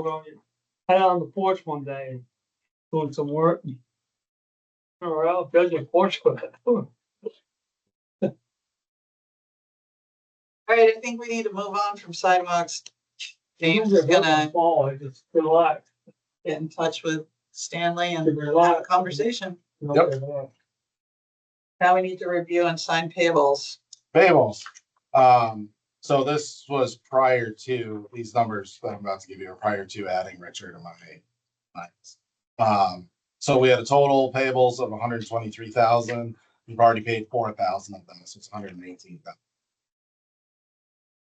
Kind of going through this payables list. Code 3 is the first one you'll see. That was fire extinguisher testing and filling. The Department of Public Service sent us a bill. These 3 bills you can see there. We're doing this one, Jenny. So they sent us this for 2023. So I'm trying to find out, but we never paid them, so we're paying for small. We had a strobe light go out on the bucket truck that we had to replace, so that's what that is. Greg digger truck rental. Haverluck, as I said, we have our $9,000 we normally do. He had a bunch of dead trees that he removed. 4 of them I approved in advance. There were a few that were not approved in advance, and I have told him to do that again. But that number is a little higher than I would like. Essentially, I said, danger trees, mark them down, make a note of them, and we'll decide. I'll just do it. Mileage, VEPSA retreat, as well as the American Public Power Conference. Just want to point out Boston's closer than Waterbury. Yes. Want to point that out to everybody in case you're wondering. Primer and Piper, these are legal services for our rate case. Fuller, these are meter truck repairs prior to it breaking. This was just kind of the basic maintenance. We do yearly. TNR Electric, this is the transformer for the, we actually bought 2 transformers. These are pad mount transformers. We had 1 in stock. We really want to have 2 in stock. So we took the one that was in stock, took it out and purchased 2 new ones. So one of them's essentially paid for by the line extension. The other one we had to pay for out. Just so that we have it in stock. Town of Whitingham, we had a couple of lien removals. These are people that they were paid up, and so we were lien. EEUs, those are just 2 months worth of EEUs that we have. Those are normal. Jackson Electric Arc Dell, Beamers, Alpha Arbors. I mentioned that there was $2,000 worth of tree work that we had Alpha Arbors do during that storm. So that's actually billed to storm work. That 2,000 knot tree trimming. Ink cartridges. The CED, this was the pad and mount. So this is the bolt that goes underneath the transformer. 1,300. That we don't keep one in stock. That was just for the line extension. Credit card. We had an outage in May, I think it was, that our internet, our wireless would not come back on, and we had to connect to Ethernet plugs. Had to go get some, to make those connections. We were literally out of internet for 2 hours. So I could go get them. So, there's a $98 worth of, I have wire, but had to get the crimpers and I had to get the ends and things like that. So we can make the connections. Now we're able to do that. Business cards, not business cards, the magnets that we had for outages that we talked about last meeting. That was $190, for 1,000 of them. Reception 24/7, the way reception, that's our, after hours outage line. So the way that works is we pay, I think it's $40 a month for 25 minutes worth of call time. If you go over that, you pay $1.25 a minute or something like that. Normally we don't go over that. Not a big deal. But when you have outages like we had this past month, we went over. So that was $121 that we normally would only have to pay like $40 for. So just be aware of that. Food for the annual meeting was $90-ish. It was 3 different things. And then post office, we had to buy regular stamps for the office. And then we had mailing.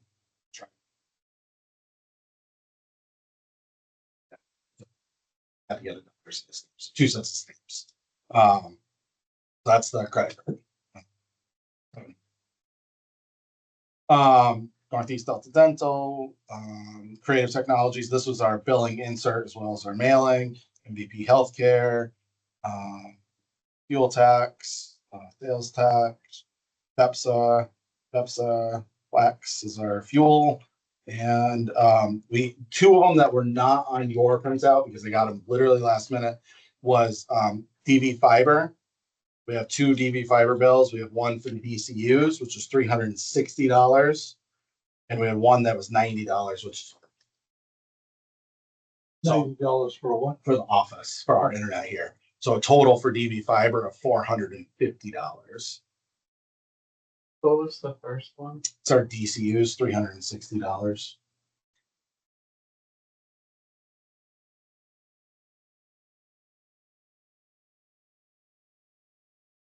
And then the 2 other additions that we just added are Richard Tapp for $109.50 and James Weber for $245.28.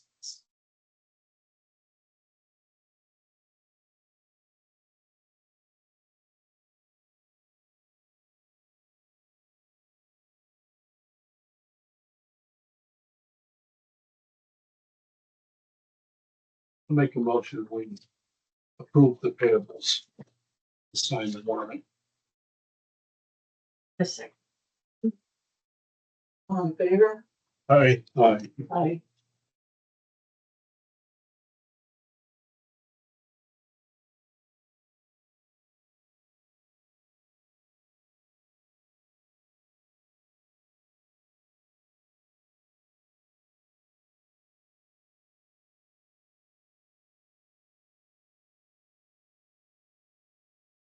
Making sure now you're hypercritical, aren't you?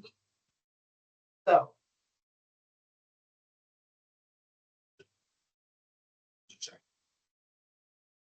new business. Close. We are gaming.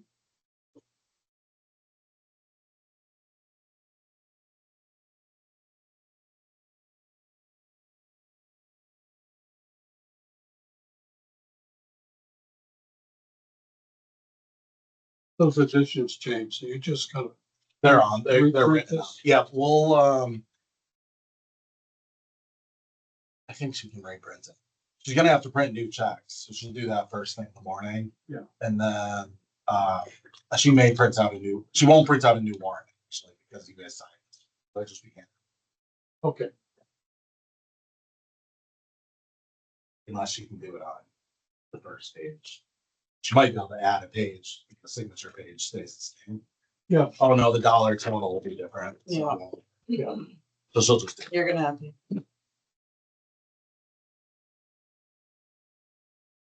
It just add it by hand then.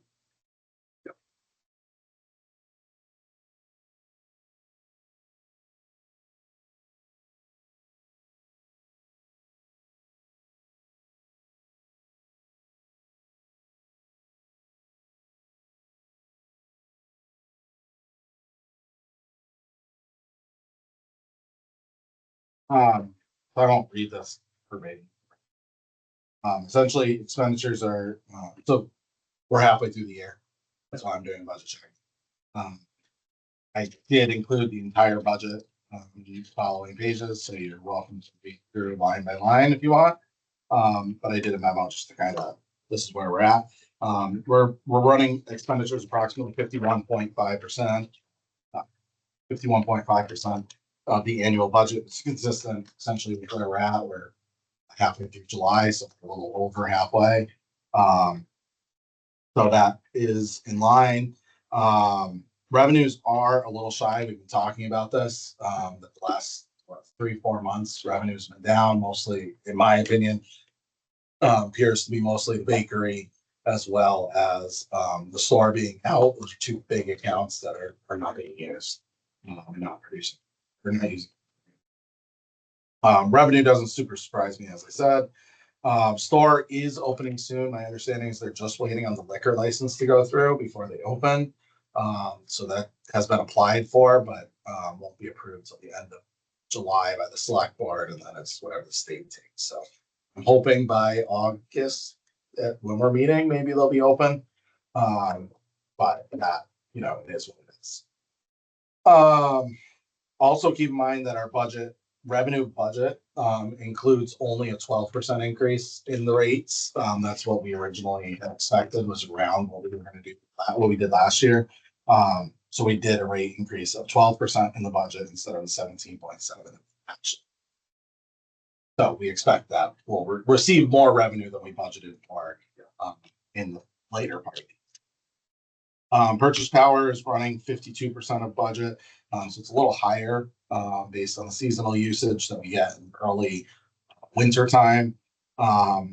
Most of our operating administrative expenses are pretty much few individual accounts that are currently over budget include Project 10, but Project 10 is you essentially produce the power and you have to pay extra and then you get a refund on your CDA. So it's like, depending on the month, you may be up or down. Maintenance lines is a little higher than budget. AMI project costs, that's not surprising because we are doing the AMI project this year. We really didn't know how much to expect. And then truck expenses, just really the red truck. As well as the bucket truck having to get replaced, a few lights broken.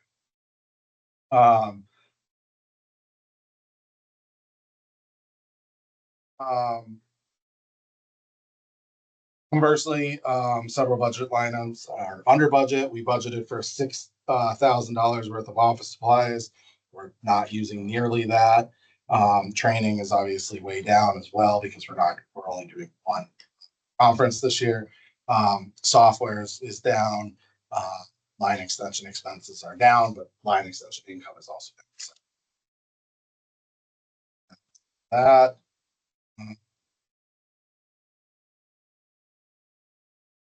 So essentially, I plan to just kind of keep going as planned. A lot of these expenses are already done. We won't have another conference expense, for example. So I think we'll be fine to manage within our budget. When are you planning to do the next update? I've been planning to do it quarterly, but I don't think I did one in the second quarter. No. So I will do another one in probably October, maybe. September. Does that make sense? Yeah, it does. I was actually pleased to see how close you were to the budget. Our budget's kind of interesting. We don't really have very many variable expenses. No. It's the one variable is line maintenance and line upgrade. But that's really the big one. Everything else is we have set fixed costs. Purchase power is obviously. Purchase power can be expensive. But they tell us what the budget, that's handed to us, and we put our budget numbers in based on that. So it's kind of, it could be off. This month's CDA was way off.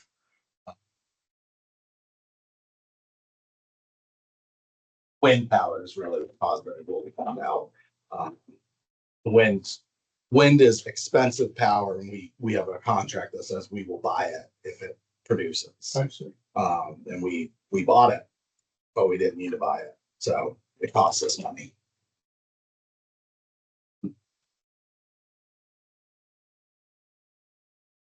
I think that's pretty much all. Would be cheaper. But You'd think wind power would be cheaper. renewables are expensive. The day through. They're inconsistent is the problem. Consistent power, the more consistent power is, the cheaper it is. Yeah. So if it can produce all the time, it's cheaper. Natural gas, nuclear, it's consistent. It always produces, it's always there. When you get into wind, solar, there's too many variables. It's hard to predict and it makes it more expensive. Right. Yeah. Understand. Did you already explain outside services employed? Yeah. Did you already? Where that coming from? Yeah, I do. Give me a second. I can open it. I should know it off the top of my head. Okay. What was your question? That's what the outside. Sorry, I'm mumbling, the outside services employed. I think it's the last page, well, second to the last page. And it's about halfway down. You're looking at the budget. Correct. Okay. Oh, reception 24/7. It's our outage 24 hours.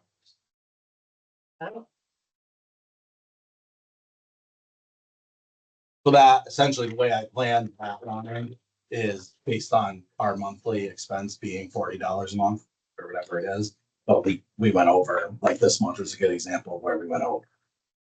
That's over. Yeah, this month we were 4 times what our cost should have been. This is But I'll the know amount, next year. the amount of call. This is the amount of calls. Correct. We are asking them to call us. Correct.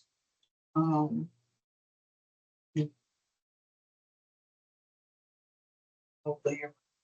Well, there's a couple of things. First of all, right now, when we lose power here, if it's during the day, we lose power. We don't have it to, yeah. I just wanted to see where it was. When we lose power at the office too. So we have no way of answering phone calls. So if it's during the day, Yeah. Amanda can't even take calls while we're exploring what the outage is. So right now, that's all those calls are going directly to the answering service. So once we have a battery in-house, which they're coming tomorrow to look at putting that battery in here. Once we have that backup power, we'll at least be able to take care of some of that because we'll be able to handle the call volume during the day when it's a normal operation. We can at least answer some of those calls. Doesn't answer all of it. I mean, we're still gonna have outages in the middle of the night. Cost us some money. I could increase what we pay. They have different plans. You could go higher under monthly, but we don't use it. I mean, there's months we don't have an outage at all, and that doesn't carry over month to month. I don't know. So that's an accumulation of several months. Yeah. So I essentially budgeted. 6 months, right? Correct. Yeah. So you're budgeting 700 a month. Which is essentially, if I'm calculating it correctly, 700 divided.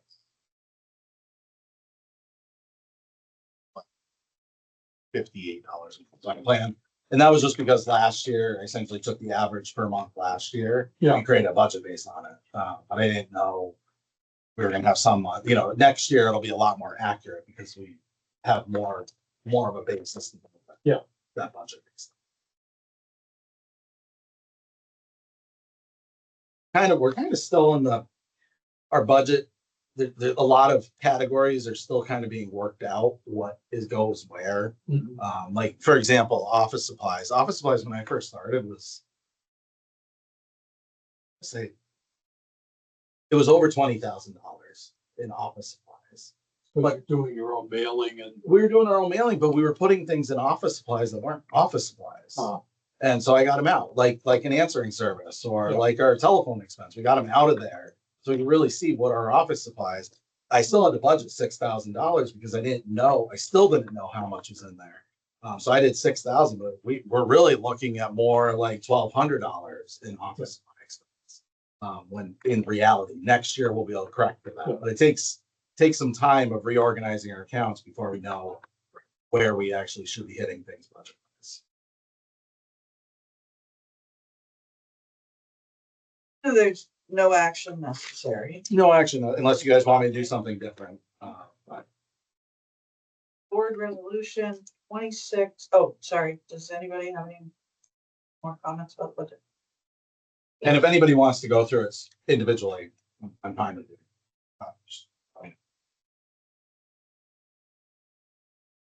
Board resolution 2605, authorization to apply for the nonprofit security grant program. Welcome. Thank you, Jen. So Jen forwarded me a grant, and I was sitting there. I don't apply for it. It's a FEMA grant. It's a FEMA grant for terrorist attacks. Essentially, is what it's trying to target, and helping nonprofits prepare for security for security around terrorist attacks. We were kind of brainstorming what we could use it for. There's a lot of different things we could use it for, like batteries and things like that. Unfortunately, we're not ready to apply for a battery at this point, so we can't really apply for it for that. And it's also due like in 2 days. So we're trying to think of what we could apply for. And Amanda and I both kind of at the same time came up with the idea of, need to be careful how I phrase it because it's a public recording meeting. A emergency response vehicle that may or may not replace a red truck that is in the bay store, that would be for essentially evaluating outages and emergency response that's needed and figuring out the resources that are needed for outage events like terrorist attacks that might be happening. Creative. It's a very creative way to apply. I do not know if we will get it, but it is going to be a very creative grant that we've already started writing. You said it's the one that you. It's like 17th. It has to be to the state. There's a lot of money there. Like the minimum is a 30,000. Minimum you can apply for is 30. And Does it so have to be one thing? doesn't have to be one thing, but you have to be able to tell them how much it's going to cost. Okay. And that's why it's Okay. it's kind of easy to say. Yeah. You know, the whole idea is like if you're a police department and you need a armored vehicle, you can apply for it. We're not a police department, we're not an armored vehicle, but there is a potential that a terrorist will attack Jacksonville and we need an emergency response vehicle to handle it. And what about what you learned about cyber attack? Yeah. And IT, and do we have any like need for IT support? Yep. And what else would be a terrorist issue for us? We're not producing Mhm. power, so it's not like. Would smart meters make us more vulnerable to cyber attacks? Yes. They do. I mean, they're on the air as opposed to off air. So, yes, maybe it's potential that somebody could hack into the system and shut off people's. Right. Our cybersecurity is handled through VEPSA. Okay. All of our IT services are paid through. We Yeah, pay VEPSA okay. for IT. So that's good. So from a cybersecurity perspective, VEPSA is the main place that's hitting, which actually makes sense because then all the utilities are splitting the expense as opposed to one of us having to try to pay millions of dollars for it. So it'd be hard for me to apply for anything that would help with that. VEPSA is essentially VEPSA as a whole has identified that cybersecurity is a problem for all utilities, not just the public utilities. GMP is included in all this. So the point of this tabletop exercise is to figure out how bad it is and to figure out how much to ask the state of Vermont to help us to pay for security upgrades. That's kind of the whole point of the single stop exercise, is to figure out how bad it is. Well, As we all know that. Wasn't there a breach in GMP a couple years Yeah. ago? Yeah, like free. And the theory on cyber, it's really interesting. There's a lot of cyber stuff. There's APPA. The big thing with cybersecurity is they're saying essentially all of our systems have already, they have access to everything. The thought is that they're essentially waiting for a mass outage issue, like the state of Vermont is hit with Irene, to come in and essentially cause problems with the grid, stealing people's information, shutting down things. And so that's the theory the FBI has. You guys are all already, the whole country is compromised already, from a grid perspective. So how do we handle responding to when this happens? How are we prepared for when it happens? What do we do to stop? And what systems are in place to make sure that if they have access to this, they don't have access to it. So it's isolated. Really kind of scary, creepy.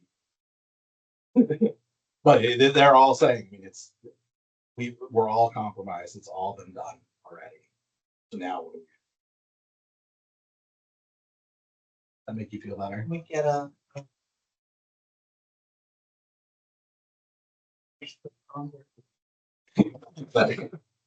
And the theory is that, exactly. So let's say, do we need to get an armored vehicle? But I mean, I do think you can make the case that, we're responding to emergency outages. Yep. And we need to be able to size up. So that's really what the whole point is. We're not using it to respond to the outage and fix the outage, but to size up how big is this problem. And that's really the goal. Why vehicle. so you need authorization. I need authorization to be able to sign the document. To apply and sign it. Wait for you to find out that you didn't get it. I don't think it'll be very long because it's actually through the state of Vermont. You have to apply, you have to get your paperwork to them. They're gonna tell you if you screwed it up or not. This is kind of how the grid grant works. You apply, the state of Vermont looks over your paperwork, says, yeah, we agree, here you go. You can send it off to the feds, or no, we think you should rework this. Or no, completely. Good luck. But yeah, usually once you get your application in, they'll work with you.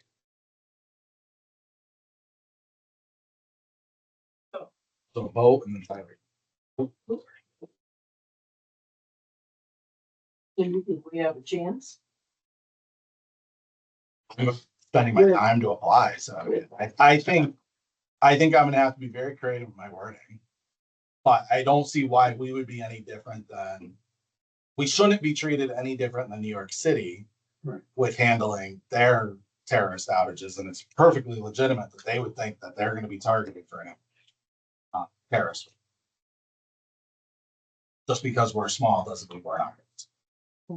And we're near a lot of aerospace industries. And honestly, what we're being told is they're targeting. Jeff, They're targeting the smaller utilities because they're easier to get into. The bigger utilities have more of the cybersecurity in place. So at this point, we need a motion. Right. I'll make them to authorize James to apply for the non-profit security grant program. Do we have a second? I'll second this. All in favor? Aye. Aye.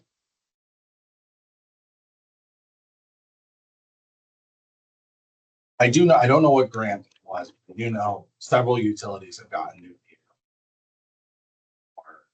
From federal.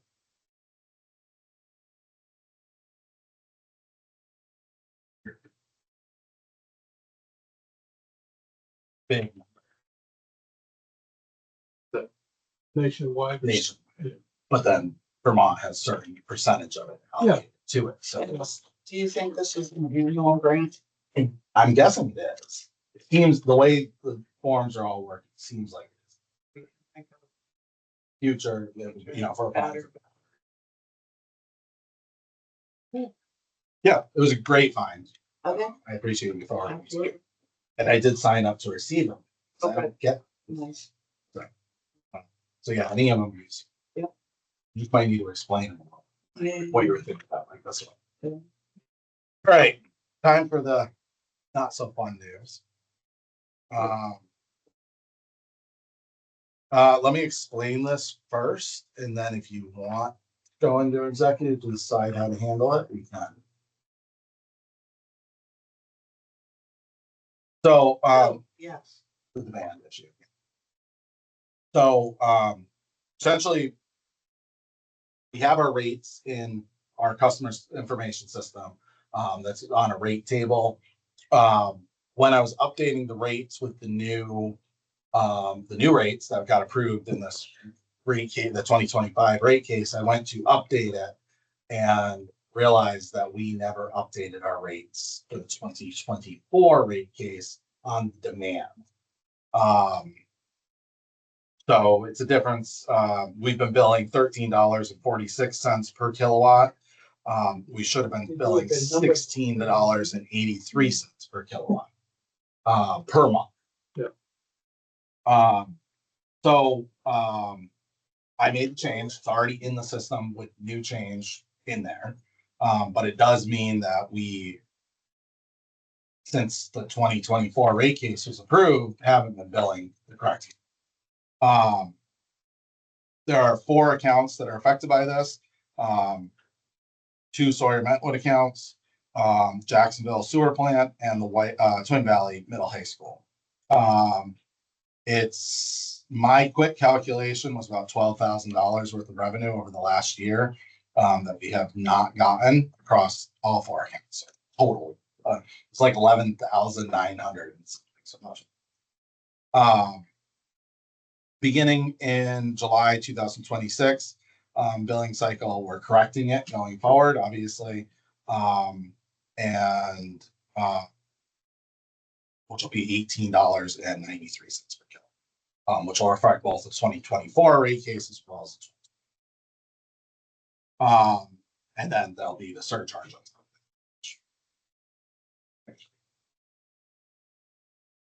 I could read my recommendation, but I've gotten an answer from an attorney, so I'm just gonna skip over what my recommendation is. The attorney said, and then we can discuss. Good, I was hoping you. So it's on the second page in the packet. So essentially, this is the VEPSA attorney, staff attorney. He said that we're required to make an attempt to collect a past due. In future rate cases, the DPS or PUC may ask questions about the due diligence that we've done of walking away from $12,000 worth of revenue. How much effort becomes another question. He does mention that legal fees for $12,000 worth of collection, if we had to hire an attorney to fight for it, would probably cost us more than $12,000. So kind of just mentioning that.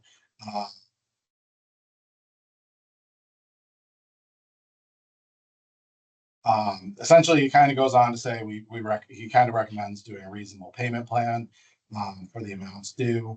Then the regulators will see that we're making a reasonable effort. Which was essentially what she does. So what my thought is to high level send out a notice that it's going to that we made the error. This is what the total due is. Does require us going back through and recalculating all the bills. So we have an amount. My suggestion is that high level, I think there's 2 accounts that we could probably just ask for the money and we will get it. Just because we can show that there's an error and it was billing error. I think there are 2 accounts that obviously are going to be more complicated. I think those 2 accounts that are more complicated, we may need to consider a 12 or 24 month payback period. And I think that's fair. I'd like to offer that at interest free, no percentage. I think we have the ability to do that in our system. It'd be like $250 a month would be their cost to do that. So I think that's for a 24-month payback period. I think they would be open to doing it. I think, and as I said in my memo, I do enter the rates. So it was on me. I definitely screwed that up. But going forward, I'm gonna have Amanda, also review the rates. So I enter them and I'm gonna have Amanda, look them over and make sure, I mean, it's so easy to make a mistake in it. That it just makes sense for us that at least two people look at it, maybe even a third person to look at it. But that's kind of the plan going forward. I don't know if you have any different recommendations or any different thoughts, but I just wanted to make sure I have your approval to go forward.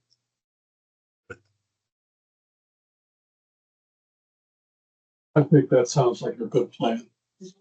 Logical, people can understand it. You're okay with me doing up to 24 months for payback if we need to? Yeah. I think I'm gonna offer 12 first, see what.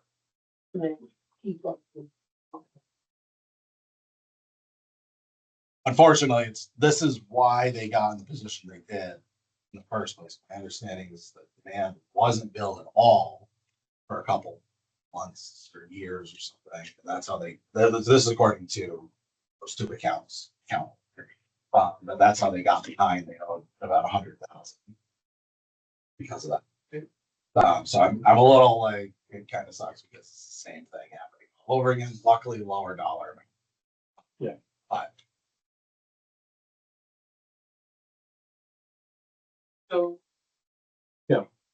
I think we'd be remiss in not asking for it. Yeah. Um, and again, two of the accounts I think we're gonna get Yeah. pretty quickly. I don't see any. Right. I think they're gonna question it, but it's pretty easy justification as to.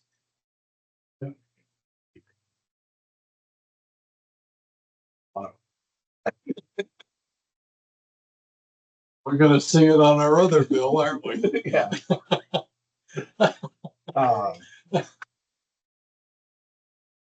So anyway, that's the fun news.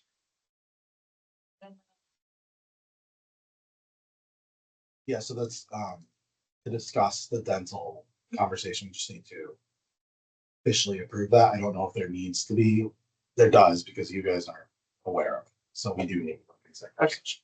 so I did not put a motion. You want to grab that? So you don't need a motion or anything. No. As long as you're okay with that. I think that's a reasonable plan. Employee benefits.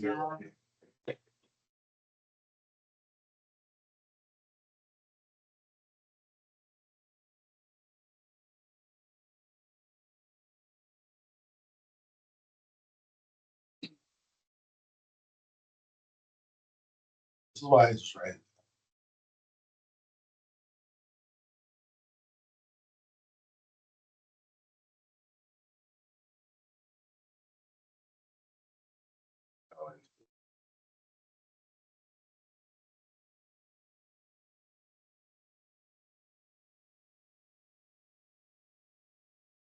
Yes.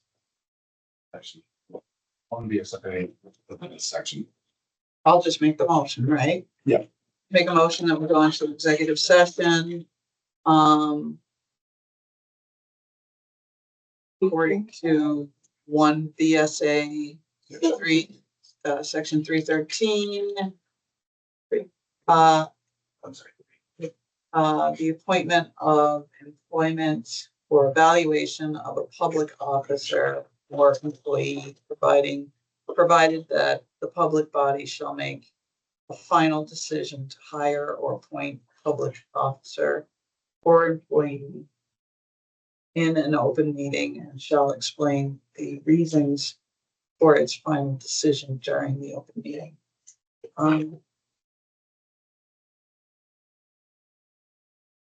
This is to discuss employee benefits.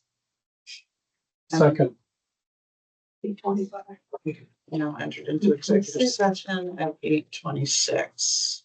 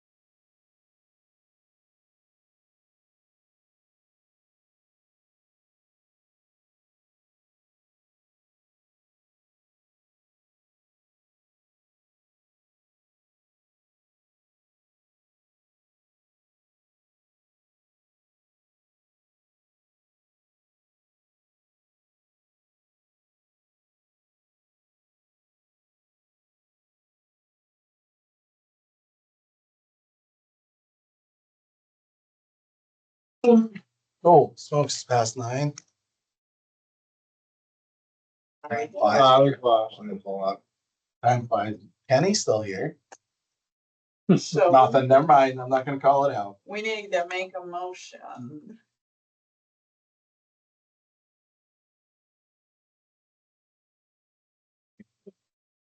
I think so. Correct me if I don't. We'll make a motion that Jacksonville Electric Company allow a part-time employee to access our dental insurance. Do you have a second? And they will pay for it. And they will pay the premium. themselves. Motion on Jacksonville Electric. Well, An employee, a part-time employee. under special circumstances.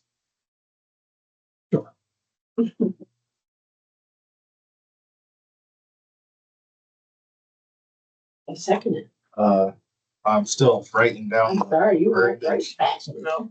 I think, do you not write the passes in You're the, doing good though. use our dental.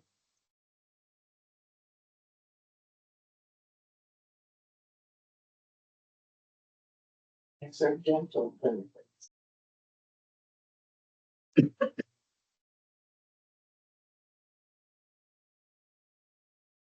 And they. It's a lot of labor.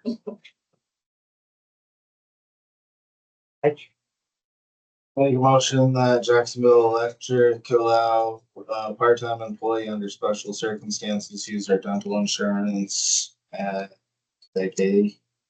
I, Or- can I say, instead of a part-time employee, a specific, Or a specific employee, a specific employee. or is a enough? Sorry, they should have come up with that.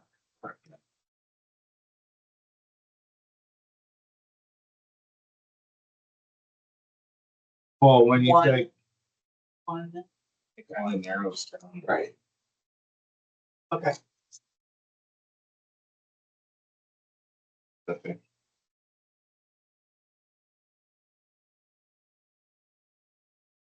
That's what spell checks for.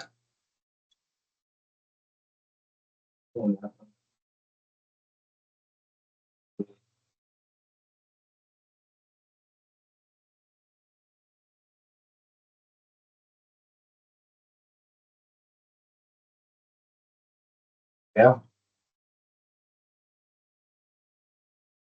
or, Or so. Yes, well. Have shorthand. all in favor? I. Aye. 9:17. Hang on. Need to make a motion. Make a motion, we adjourn the meeting? No? No, you're good. Yeah. Sorry, I'm just We taking adjourn attendance. the meeting. Laura, would you like to second that? I was second it. The motion, Laura second it? All in favor to adjourn the meeting? Aye. At 9:17.